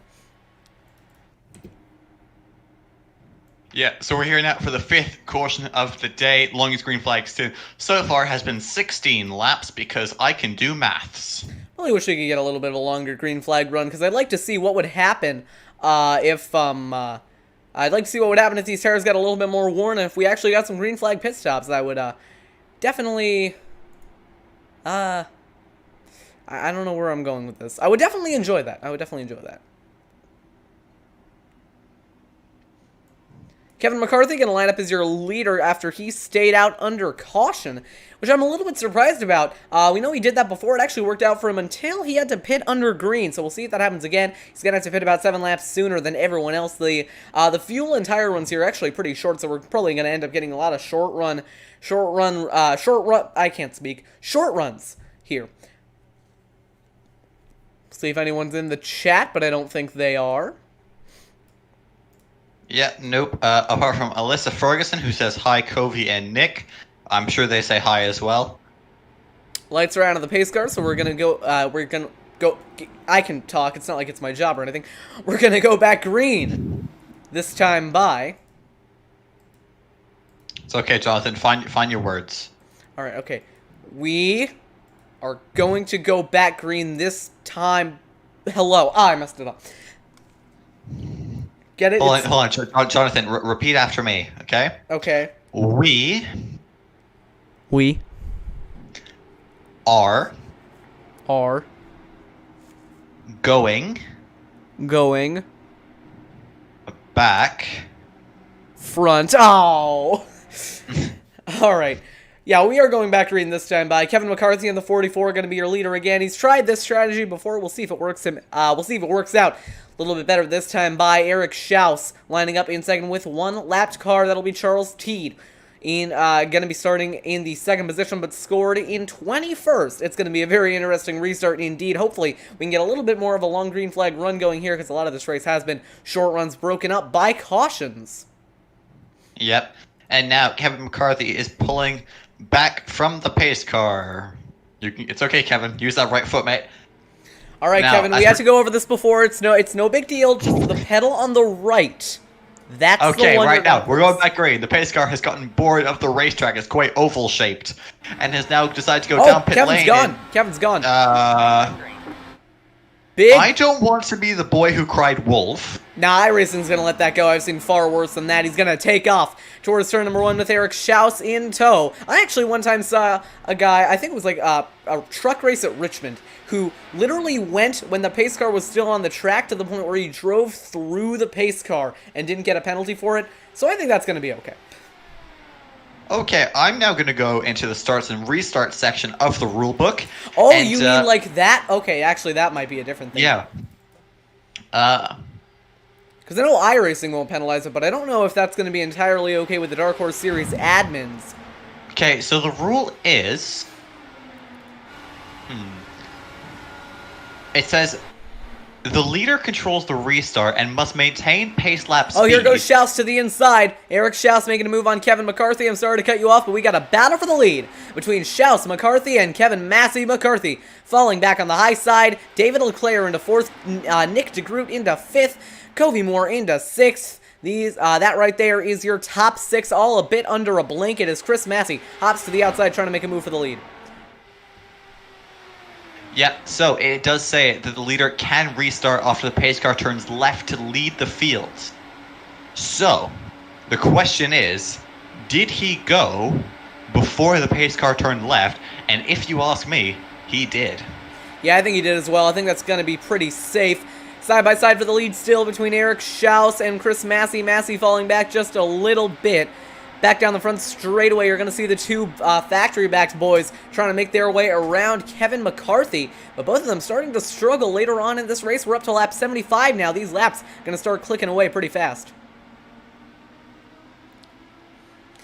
Another thing of note, that high line starting to come into play just a little bit there. 3 wide for the lead down the back. Eric Schaus trying to hold on that inside line. Chris Massey in second, trying to hold that outside nice and strong. David Leclerc drops to the bottom behind the 72 of Schaus. Lap 76 underway.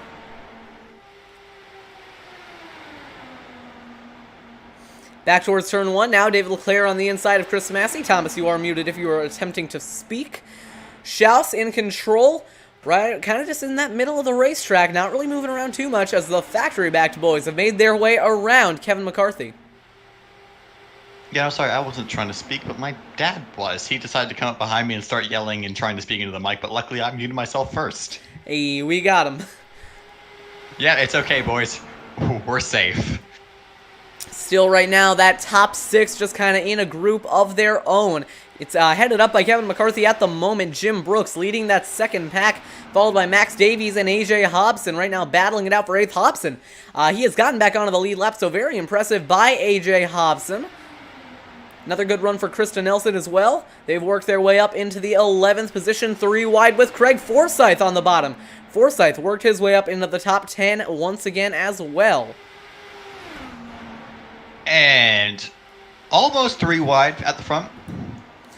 David Leclerc was looking to see if he could split the top 2 of Chris Massey and Eric Schaus. Nothing you can do on this occasion. He's dropping all the way down to the bottom of the racetrack, and he's gotten beneath Eric Schaus. So David Leclerc has pulled an Eric Schaus on Eric Schaus. Eric Schaus has been Eric Schaused, and David Leclerc is back to the race lead, but don't look now. Here comes Chris Massey, charging back up to the bumper of David Leclerc. But unfortunately, they're not allowed to race below that white line. Personally, I think they should let him do it. It'd be a lot more funny. But Chris Massey still working that bottom line. Nick DeGroot trying to work that top line as well. Never mind, that's Covey Moore on the outside of Eric Schaus. Yep, and for some reason my mic wouldn't turn back on. But now, there you go. Eric Schaus has cleared David Leclerc, moved back down to the bottom of the racetrack. Covey Moore's on his outside, and all is right with the world. Yeah, Schaus has kind of been the dominant driver in the second half of the race. We know. And Nick DeGroot to the inside of David Leclerc. Sorry to cut you off. Yeah, I was just saying that Eric Schaus has been very dominant in this second half of the race and might even be kind of one of your late season favorites to win more races. I think he's out of the championship hunt at this point. But it's definitely not out of the question that he could win a couple of races. Just as I say that, the factory-backed boys are going to split him inside and out, and Nick DeGroot is going to take the race lead. There you go. Eric Schaus has been Eric Schaused once again. Eric Schaus.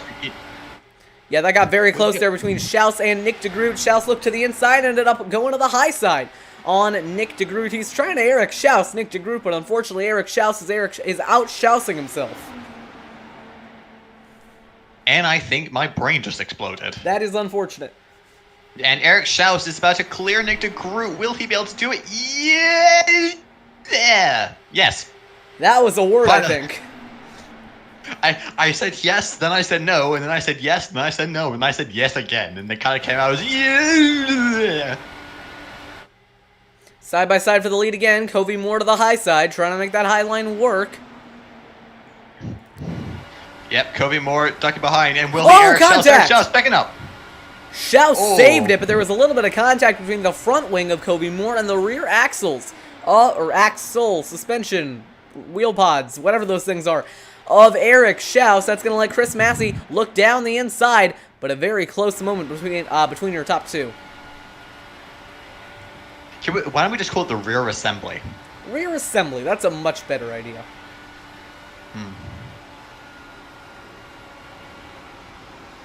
Oh, and big checkup for Chris Massey. Yeah, Massey lost a lot of time there on the inside line. Had to check up quite a bit. Now the top four. Eric Schaus might be Eric Schaus. Will Eric Schaus be Eric Schaus? No contact! He saved it. Can't say that. But you know what? You didn't. You cut yourself off because of self-control. You know what I said? I said holy non-TMG Racing Network word. There we go. Holy, can't finish that sentence. David Leclerc has worked his way up into second, Nick DeGroot into third, Covey Moore back to fourth. I gotta admit, Thomas, you might not be entirely wrong in your reaction, because that was a very good save by Covey Moore. Down the back straightaway, working with Nick DeGroot on the high side. He's gonna let Eric Schaus break away from the field a little bit at the front. Yep, you know what, Jonathan? I'll make sure nothing happens here. You go have a look at a replay of that, because that was mental. Yeah, I'll definitely go ahead and take a look at a replay. iRacing just froze for a second there. Scrolling back just a bit. Let's see if I can find it. You know, we'll do it in the most unprofessional way possible. I'm just going to go ahead and fast forward until we get to the point where it happened. This is the best way to do it, I promise. There are other guys that do this. It's not just me, I think. Okay, I think it's right here in 3 and 4. You're going to see Schaus just tries to get a wider exit than Moore. Sorry, contact at the front. David Leclerc and... Nick DeGroot? Yeah, David Leclerc and Eric Schaus just hit each other. It's fine. You keep doing your thing. Well, I mean, it was pretty straightforward. The 15 just kind of got sent up the track. He was able to save it. Side by side for the lead again. Nick DeGroot on Eric Schaus.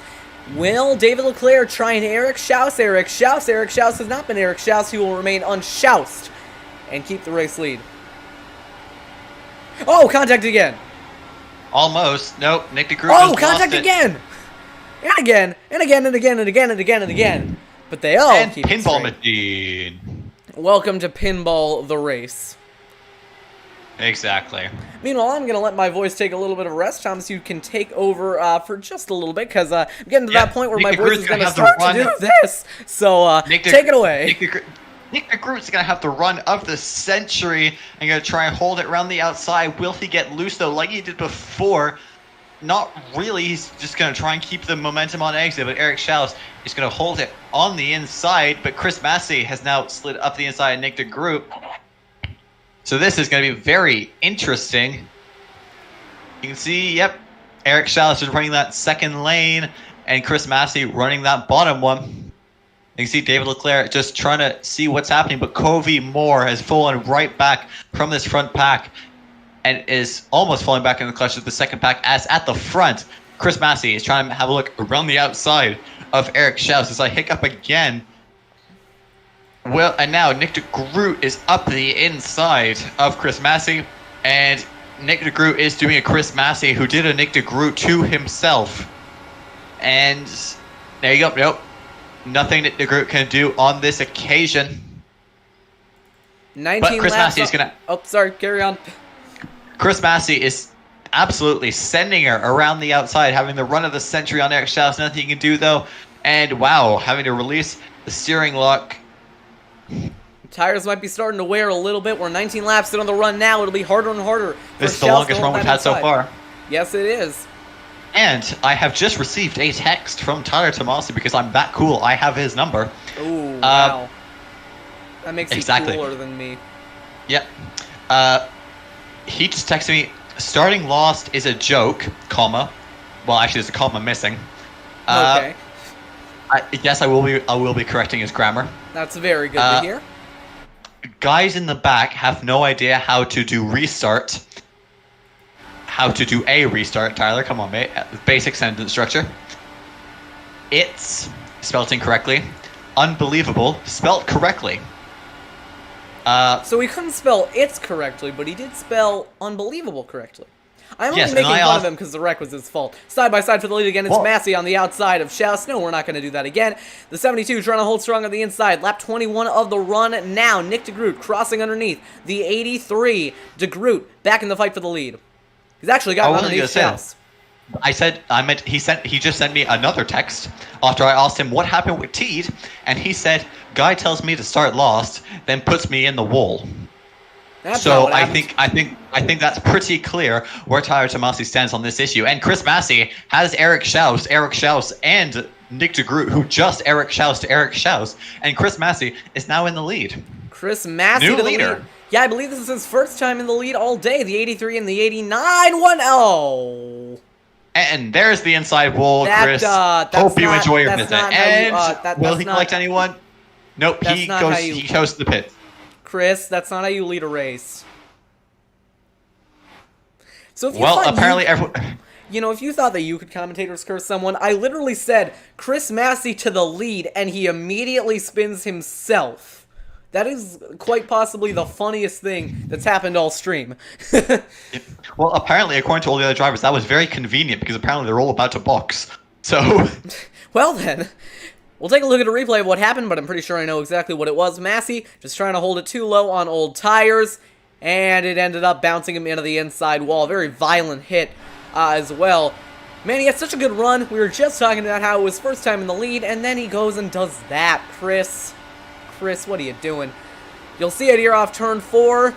Car's just going to step out on him.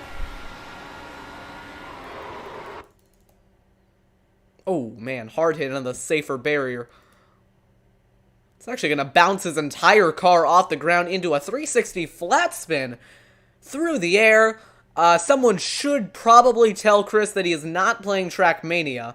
He's going to bounce off the grass again and just kind of go sliding back up into the track. Almost hit Craig Forsyth. That was very scary. yeah, and then he did the right thing, though, in slamming those brakes on and making sure he could get that car under control and then immediately resetting to get out of the racing line, which, as much as it's not realistic, was probably the best thing to do in that situation. Yes. And you know who just joined the driver meeting chat? Tyler Tomasi's. Let's bring him up. Oh, no. Oh, man, that was... Oh, my God. Hey, Tyler, it's Thomas up at the TNG Broadcast booth. You got me? Yep. There we go. Yep. So, in your text message you just sent me, it was pretty clear where you stand on that collision you had with Charles Teed, and might I add, you might want to rethink your sentence structure in your texts. First of all, can you just walk us through what happened? The second wreck I just got in was definitely my fault, but not the first one. The second. Oh, wreck you got was into a definitely second my wreck? fault. Yeah. Well, I parked it. Well, because somebody was blinking, so I said, "Screw it." Oh, we didn't know that, but thank you for telling us. I don't think we'd registered that had happened. Yeah, but what happened in the first wreck? Well, we were racing with the 27. That's his number, right? Yes. I believe so. Racing with the 27. When you start last at a track that you can't pass, I mean, what are you supposed to do? Somehow we caught up to him, and there was a bunch of times I was on his outside, and he just kept running me up. And I get it, you get tight, but it was one of those deals where it was like the 10th time I got to the outside of him, and after a while I just got to give it up, and he just kept coming up, and then just rode us both into the fence. Yeah, so this is your first start, I do believe, in the Dark Horse IndyCar Series. Didn't he start Will you be coming? I feel like he started Homestead. Continue on. Yeah. What are your hopes if you're going to come back for the rest of the season? I don't know. Only tracks you lift at. You can't start last at a track you don't lift at and pass anyone unless they wreck. Well, So hopefully you won't be starting we go last to in the a next road race. course. Hopefully. If we go to a road course or someplace where you actually got to drive the car, then I don't care where I start. But here it's where you start, and then you better hope that you just don't keep trying to run the apron and getting tight like some people are doing somehow. All right, well, Jonathan, unless you have anything else to add. I do not. All right, well, Tyler, thank you very much for joining us. Unfortunate how your race ended tonight, but as we're now coming back one to green, we will say good night to you. Yeah, definitely some pretty harsh words there from Tomasi. Definitely not entirely happy with the, I'm trying to remember his number. 27. 27 of Charles Teed. But 27? from my experience, it's definitely not a good idea to have a racing incident with an admin in your first start and then get mad at them. So we'll see how that progresses. We'll let you guys know that in the next race, Nick DeGroot going to be lining up as your race leader in front of David Leclerc and Craig Forsyth, who has worked his way up into the top 5. So very impressive run by Forsyth. We'll go on board with him for the restart. Thomas, take it away. Yep, the pace car has gotten sick of this oval now and is pulling down into the pit lane. And Nick DeGroot is going to lead us back to green, and he is 3, 2, 1, and gone. And he's not moving. There you go. He's now moving. Wow. Not a great start from him because David Leclerc is already all over the back of him. And Eric Schaus in 3rd, Gary Corley and AJ Hobson side by side for 6th place. Sorry, I was just talking about how abysmal of a restart what that was for Craig Forsyth. He got the green and just didn't go anywhere. Meanwhile, for the lead, David Leclerc and Nick DeGroot side by side, going down towards turn number 3. Big difference here between some of your top three, though. Nick DeGroot and David Leclerc, I believe they both still have their fast repairs left. Craig Forsyth, he is out of a fast repair. He most certainly is. He now has an absolute run of the century, though. On Backs off a David little bit, Leclerc. though. Yeah. He's gone to the inside, though, of David Leclerc. He's going to have the draft from Nick DeGroot as long as he decides to take it. And will Craig Forsyth try and Eric Schaus Nick DeGroot? Not going to be in range of it just yet. But keep in mind, these two are your championship contenders. We saw them fighting it out last week, I almost said last weekend. Last week at Kentucky. We could see it here again at Michigan. We're closing in on 20 laps to go, and Craig Forsyth is closing in on your leader, Nick DeGroot. Yep, Craig Forsyth doing the right thing there and pulling back a little bit. He is going to get slightly tight, though, but now he's going to have the run. Nick DeGroot's going to go to the outside. No, he's defending the inside super well from Craig Forsyth. And now David Leclerc is going to try and have a look. Nick DeGroot, though, closing off that possibility real quick. But Craig Forsyth is probably going to fall behind David Leclerc because David Leclerc is going to have the draft heading down the front curve.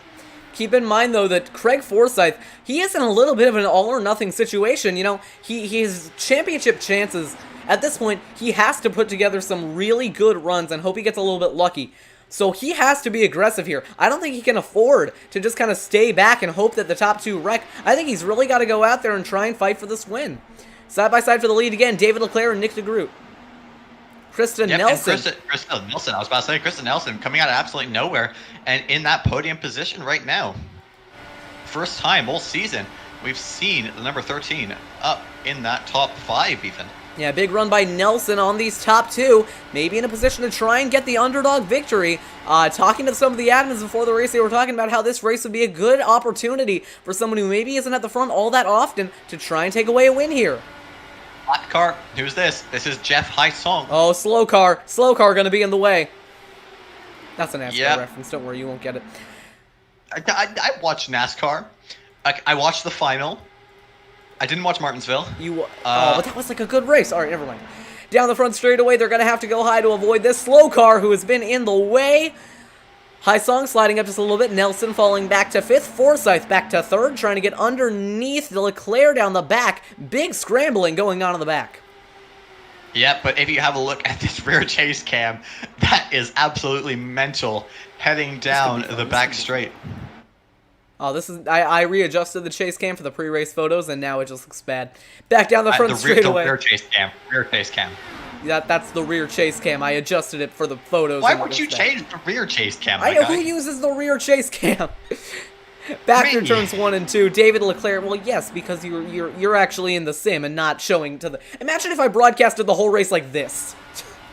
All right, back to actual coverage. David Leclerc leading away over Nick DeGroot. Other way around. Nick DeGroot leading away over David Leclerc. Forsyth back in 3rd. Everyone kind of in a big pack here for this race lead. Moving around to the back. Oh, who's that? Gary Corley? No, Covey Moore trying to split the middle 3 wide. He's going to make it work with a little bit of contact. Lap 103 of 120 underway. DeGroot holding that inside over David Leclerc. Yep, and you can see Craig Forsyth chilling right behind that 89 car of Nick DeGroot. You can see now Nick DeGroot is taking a much wider entry as Eric Schaus to the inside.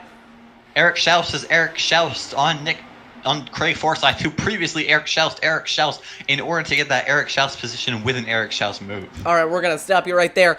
Once again for the lead, Craig Forsyth is looking in the back. I believe that was one driver forced right against the outside wall. We're going to see that quite a bit later on in the race because that outside line appears to be pretty preferable, at least in 1 and 2 if you can get it to work right. Side by side ords 3 and 4. Leclerc is fighting hard for the lead on the outside. Yep, not going to be able to do it on this occasion, though. Nick DeGroot still going to hold on to it. Craig Forsyth, though, will he go to the outside or the inside? He's going to try and split the middle, but no, he's just going to chill with Nick DeGroot now. The only question I do have, as we're coming to LB 15 laps to go at the end of this lap, and Kofi is on the outside now, trying to in that 3rd place site. Yeah, Kofi trying to make that outside line work, getting in the slipstream of David Leclerc. He's going to hop to the outside, 3 wide for the lead. Yeah, one thing I'm kind of curious about, though, is on the last lap, do you think they're allowed to use the apron in the front stretch? I'm not sure if they're allowed to, but I'm not entirely sure that they're going to care. Three wide behind, Craig Forsyth on the inside of Schaus and Hobson. Hobson flying up high. They are still three wide for the lead. Covey able to make that high line work. That high line momentum in Covey's favor. Craig Forsyth in a little bit of a precarious position at the moment. Covey back to the outside on David Leclerc and Nick DeGroot. Down the back straightaway, headed for turn 3. It's going to be very close this time by. That right there is essentially the full field of cars. Everyone who's on pace in that one shot for the lead. Nick DeGroot cutting off David Leclerc. Now Eric Schaus in the picture as well. Yep, Craig Forsyth hops to the outside of Eric Schaus, getting a good run on him and clears him. I think something might have happened to Eric Schaus. Maybe lost a bunch of momentum because now it is a factory-backed 1-2 with that amazing slogan on the front nose of each of their cars. Oh, wait a minute. Craig Forsyth, he might try an Eric Schaus him here going into turn number 3. No. Also, I haven't seen the slogan on the front of their cars, but I don't have a camera angle set up for that, so we're not going to don't show it on broadcast. Oh, okay then. Side by side. It says cowboy, and then if you combine the last 2 words of the third pronoun in the English language. Yeah, he, she, it. Come on, mate. I'm just gonna look at that after the race. 3 wide for the lead, almost, but not quite. Forsyth trying to split the middle between Covey Moore and Nick DeGroot, but it's not gonna work out in his favor. 2 by 2 for the top 2 rows down the front straightaway with Hobson back in the mix.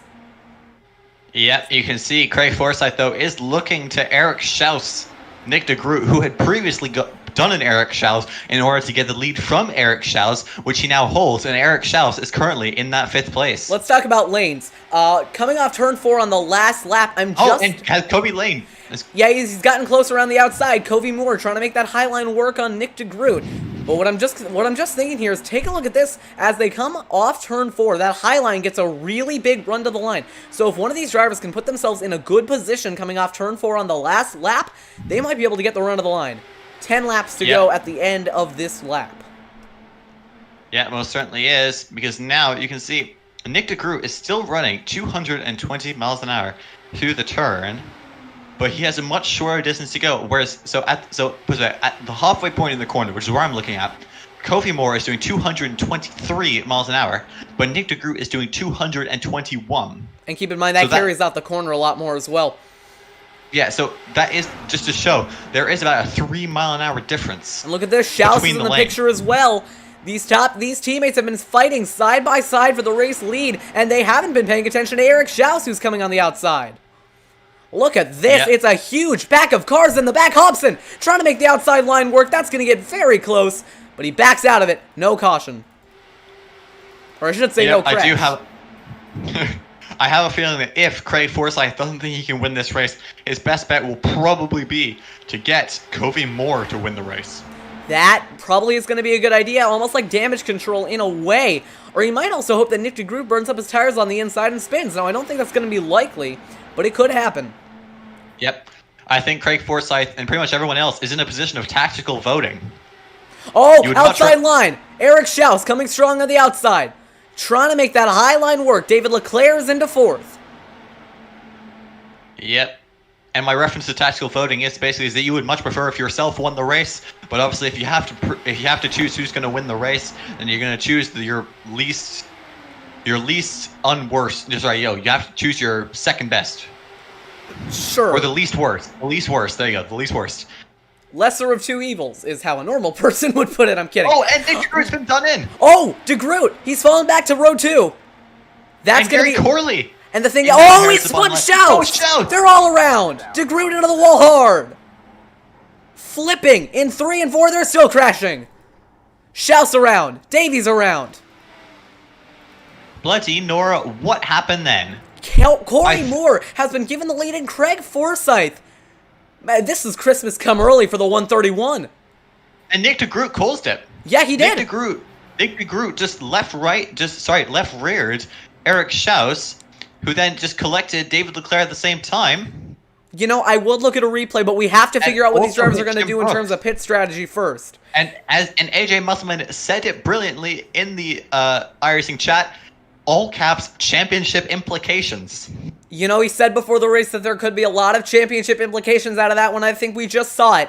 At this point, if you're Craig Forsyth, you're going to have to try and make the most out of this opportunity. There is no way at this point that you can't absolutely full send it for the lead, because Nick DeGroot has made an extremely rare mistake and wrecked himself in the process.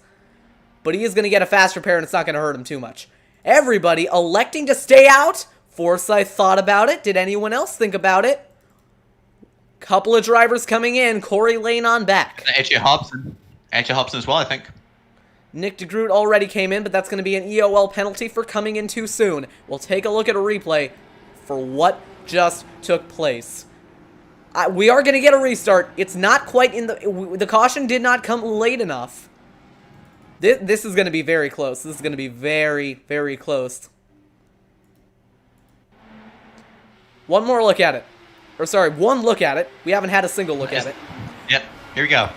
So, Nick DeGroot just got absolutely mugged, came back behind, tried to get in the draft, and you can see here, he's going to have a look, and he's just going to go try and make it, you know. He just slid up the track, yeah. He just got tight. And then hit Eric Schaus, and then at this point, everyone decided that iRacing physics was not their friend, and you can see all those 4 cars up into the outside wall. What that reminds me of is, alright, for F1 fans, it was that German GP, a very, very, I don't even know how long ago it was, I want to say it was sometime around 2005, where everyone just, like, slid head-on into the turn 1 wall. And for NASCAR fans, it was... that was the one with Winkelhock and Spiker, so 2007. I was off only by 2 years. But for NASCAR fans, this reminds me of the rain race at the Charlotte Road Course, where everyone's just plowing into the wall. Somehow, that's actually the first caution today where I don't think anyone fully flipped over. Nope. Never mind.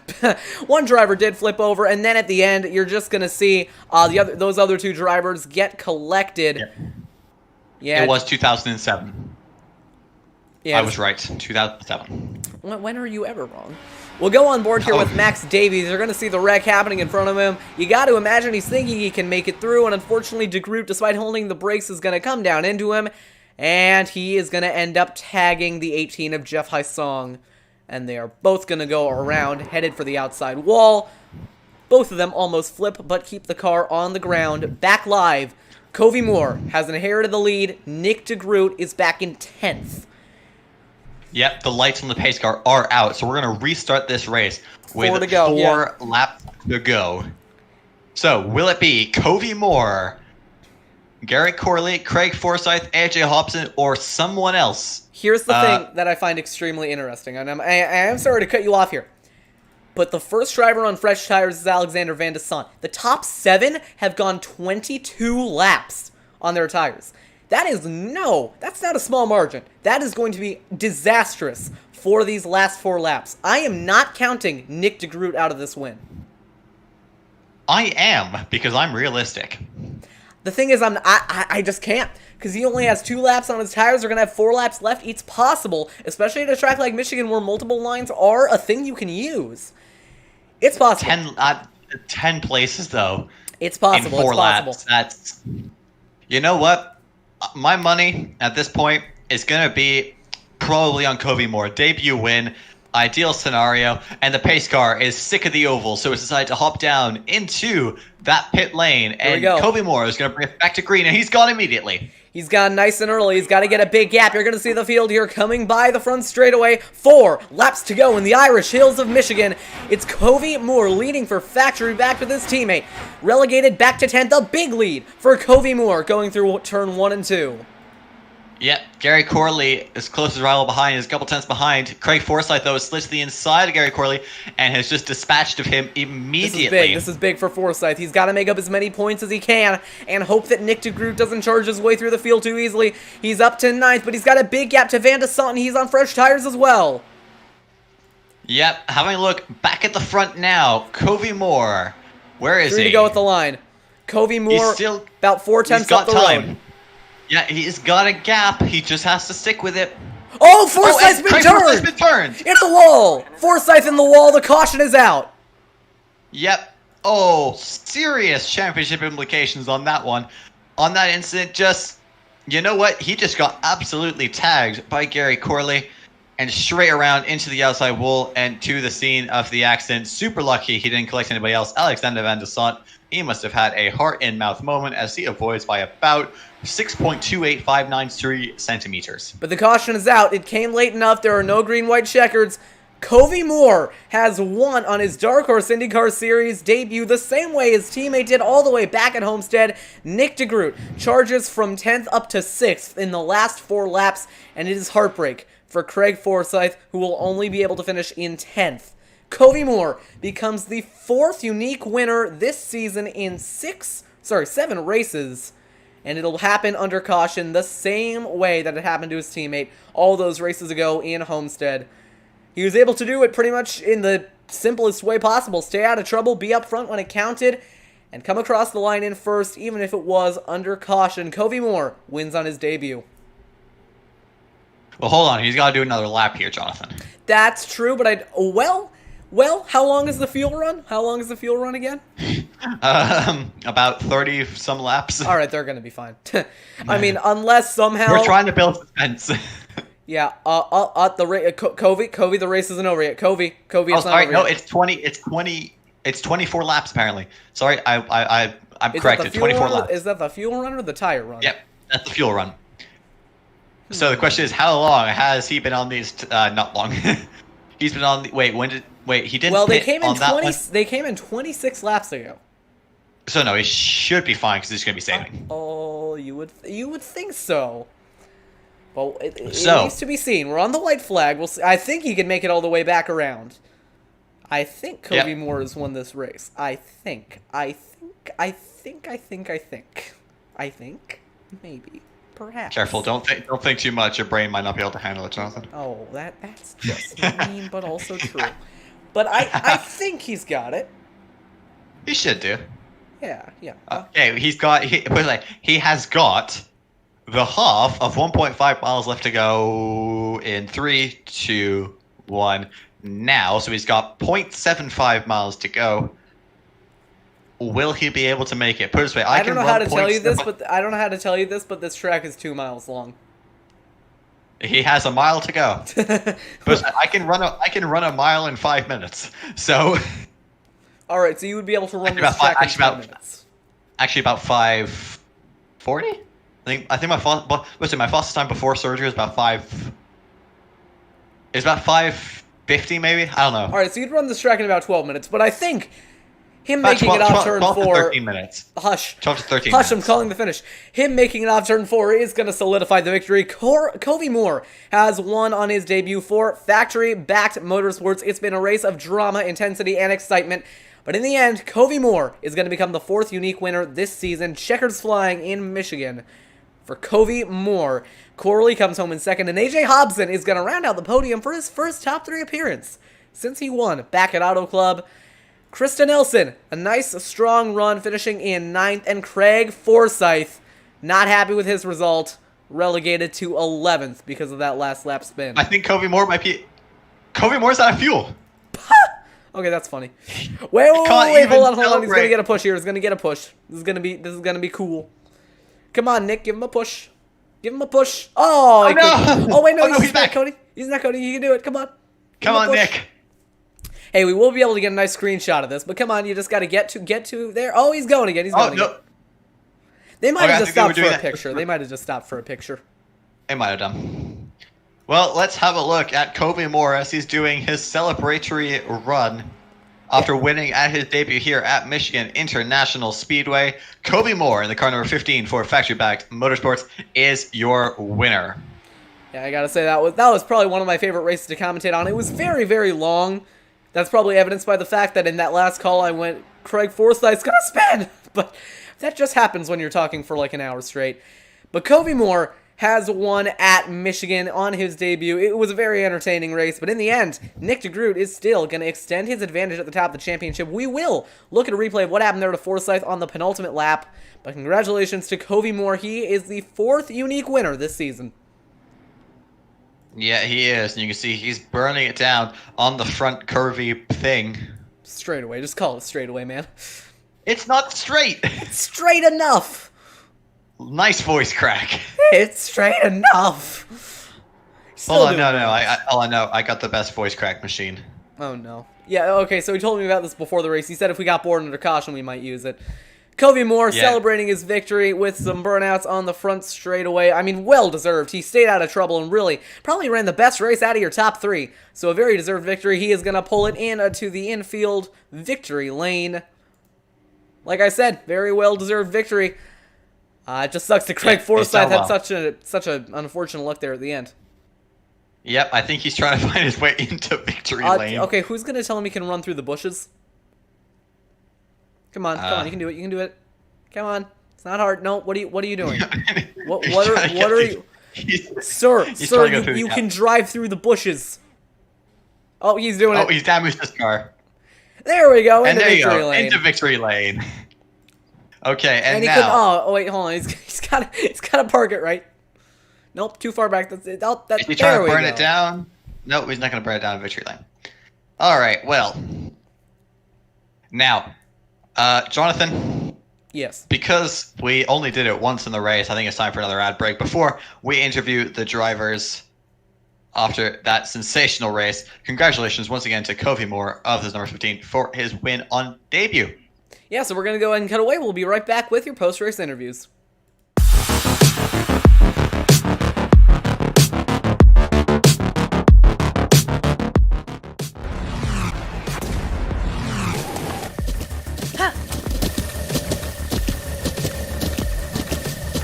With the Butt Kicker Gamer 2, what you see and what you hear is what you feel.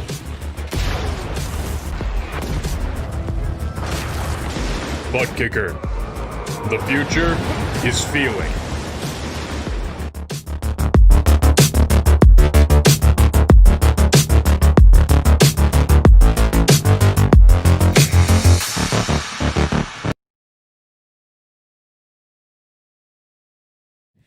And we're back live here on TMG. Thomas has rudely trying to cut me off. He is going to be doing You told the me to interviews. do it. No, I didn't. No, I didn't. Okay. He is going to be handling all that stuff while I take a look at a replay of what happened to Craig Forsyth. Thomas, we're going to be starting off with Covey Moore, who has won on his debut, while I shut up and look at a replay. All right. Hey, Kofi, it's Thomas up at the TMG broadcast booth. You got me? Yeah, what's up? Well, what's up is the ceiling, but really good race for you. Winning on your debut, had the really hard, long-fought battle for the whole race with your teammate in that factory back to motorsport number 89 car. Just walk us through it. Yeah, it was kind of a team play on the race as a whole. Nick definitely has a lot of experience in these Indy cars, myself as well, especially around a place like this. And it's just one of those deals where if you can kind of control the air after 15 or 20 laps and keep people pinned on the bottom, you're typically going to have the car for the longer run. And you got to be around at the end of these things to win them. So it's just kind of aiming at that long run and keeping a car that wants to stay underneath you. Yeah, super unfortunate for Craig Forsyth getting taken out by Gary Corley right on the penultimate lap, giving you the win under caution. Do you think that without that incident, Craig Forsyth would have been a fight on your hands? They were coming, Gary and Craig. They were doing a little bit of fighting, which I think they probably could have been up to my bumper, my rear wing there on that last run before the caution, if they had gotten sorted out a little bit and just realized that making the momentum is more important than battling for second. So yeah, I think they were going to get there. Whether they could get it done is all a question of what happens with that third place car. So it's just it's all a matter of air, and we were on some old tires on that last run, so it was just kind of important to have the clean air on the nose as much as you could there at the end. Yeah, talking about older tires and struggling on them a bit, as we almost saw that towards the end of the run, the outside lane seemed to get better, but we only saw it pretty much right in that last run when we got to about the longest stint we had, because only before that we had about our longest stint was 16 laps, I think I calculated it at. But at the end there we were going for well over 20. So, just walk us through the track evolution. Yeah, it's one of those places where with the DW12, and kind of the older version of Michigan here, it's a little bumpier, so it's going to wear, but you can really go where you want for 5-10 laps. Do what you want, like you guys mentioned there. The line moves up over the course of the run as the tires give up on you. the car really has a 4-tire slide here, more so than rear end loose or front end loose. I guess tight versus loose. It's just a 4-tire slide, and if you can manage that and hold that high line, which I was trying to do most of that race, just keep the high line, so I had that car underneath me at the end. I think that's your ticket is playing against the track like that. Yeah, well, congratulations, winning on your debut. Not something you can do every day. Corey Moore, car number 15. Thank you very much. Kobe Moore, but you're close. I said Kobe. I said Corey. Yeah, thanks guys. Thanks Kobe, for putting man. on a cool league like this. It's good to find a place where people are here to have fun, but are also here to be competitive and clean. So big thanks to Nick, Factory Backed Racing. Make sure to follow on Instagram at Factory Backed. We follow them. Don't worry. I made sure we follow them. Excellent, guys. Thank you so much. Thank you very much, Kobe, and we'll see you next week. Yeah. Take care. I don't want to be the Okay, one to next tell him up. that we don't run the league. I don't want to tell him that. Next up is Gary Corley in that number 7 car. Since you did the last one, I'll do this one. Hey, Gary, it's Jonathan up in the TMG broadcast booth. You got me? Hey, how you doing?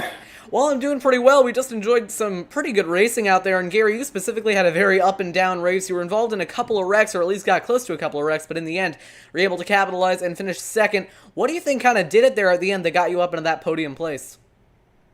Well, before the last yellow, not the one that we ended under, but the one before that, we just had a pack of guys that were just going at it, and I was surprised how many good laps we put down with nobody having contact. It was a lot of fun. I picked up a few spots, and then what really helped me was I think it was De Groot bumped into somebody and took out the head pack behind me, so that allowed me to start back in second, and just luck of the draw.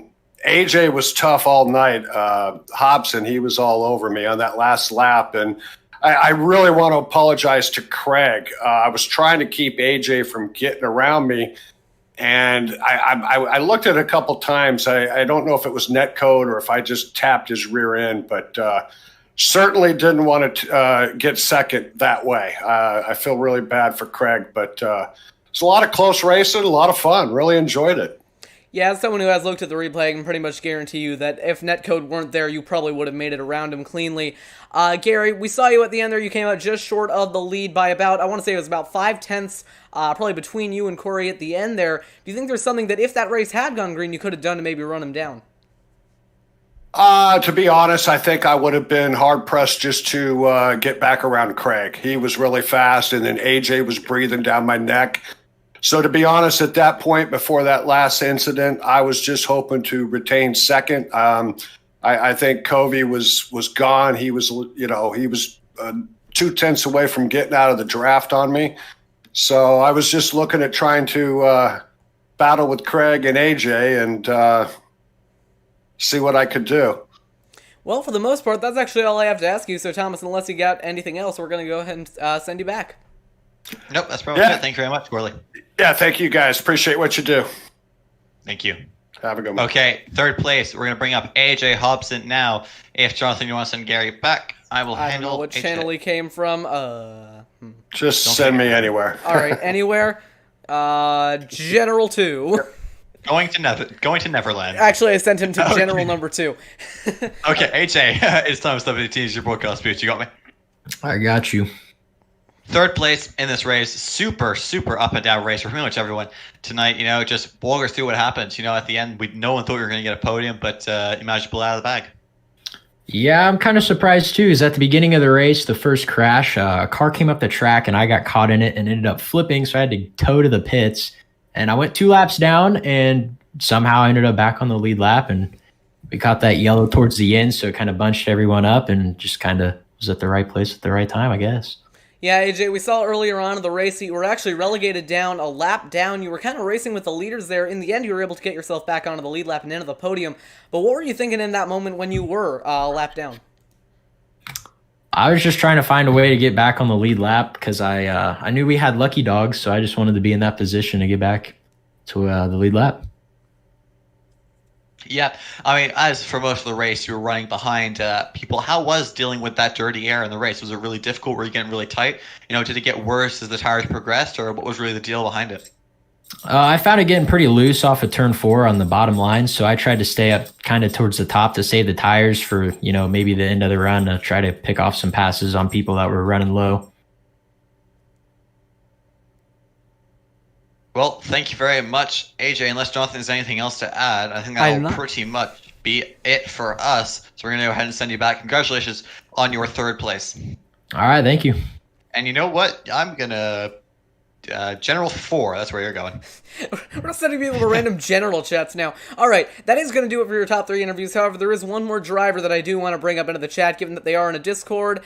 They are not. Well, I was thinking about bringing Craig Forsyth up, but we can't. So, that's actually going to do it for race coverage of the Michigan race number 7. Next weekend, the Dark Horse IndyCar Series drivers head to, give me a minute here. Track. Hold on, I'll tell you. They're going to, I think it's the Twin Ring.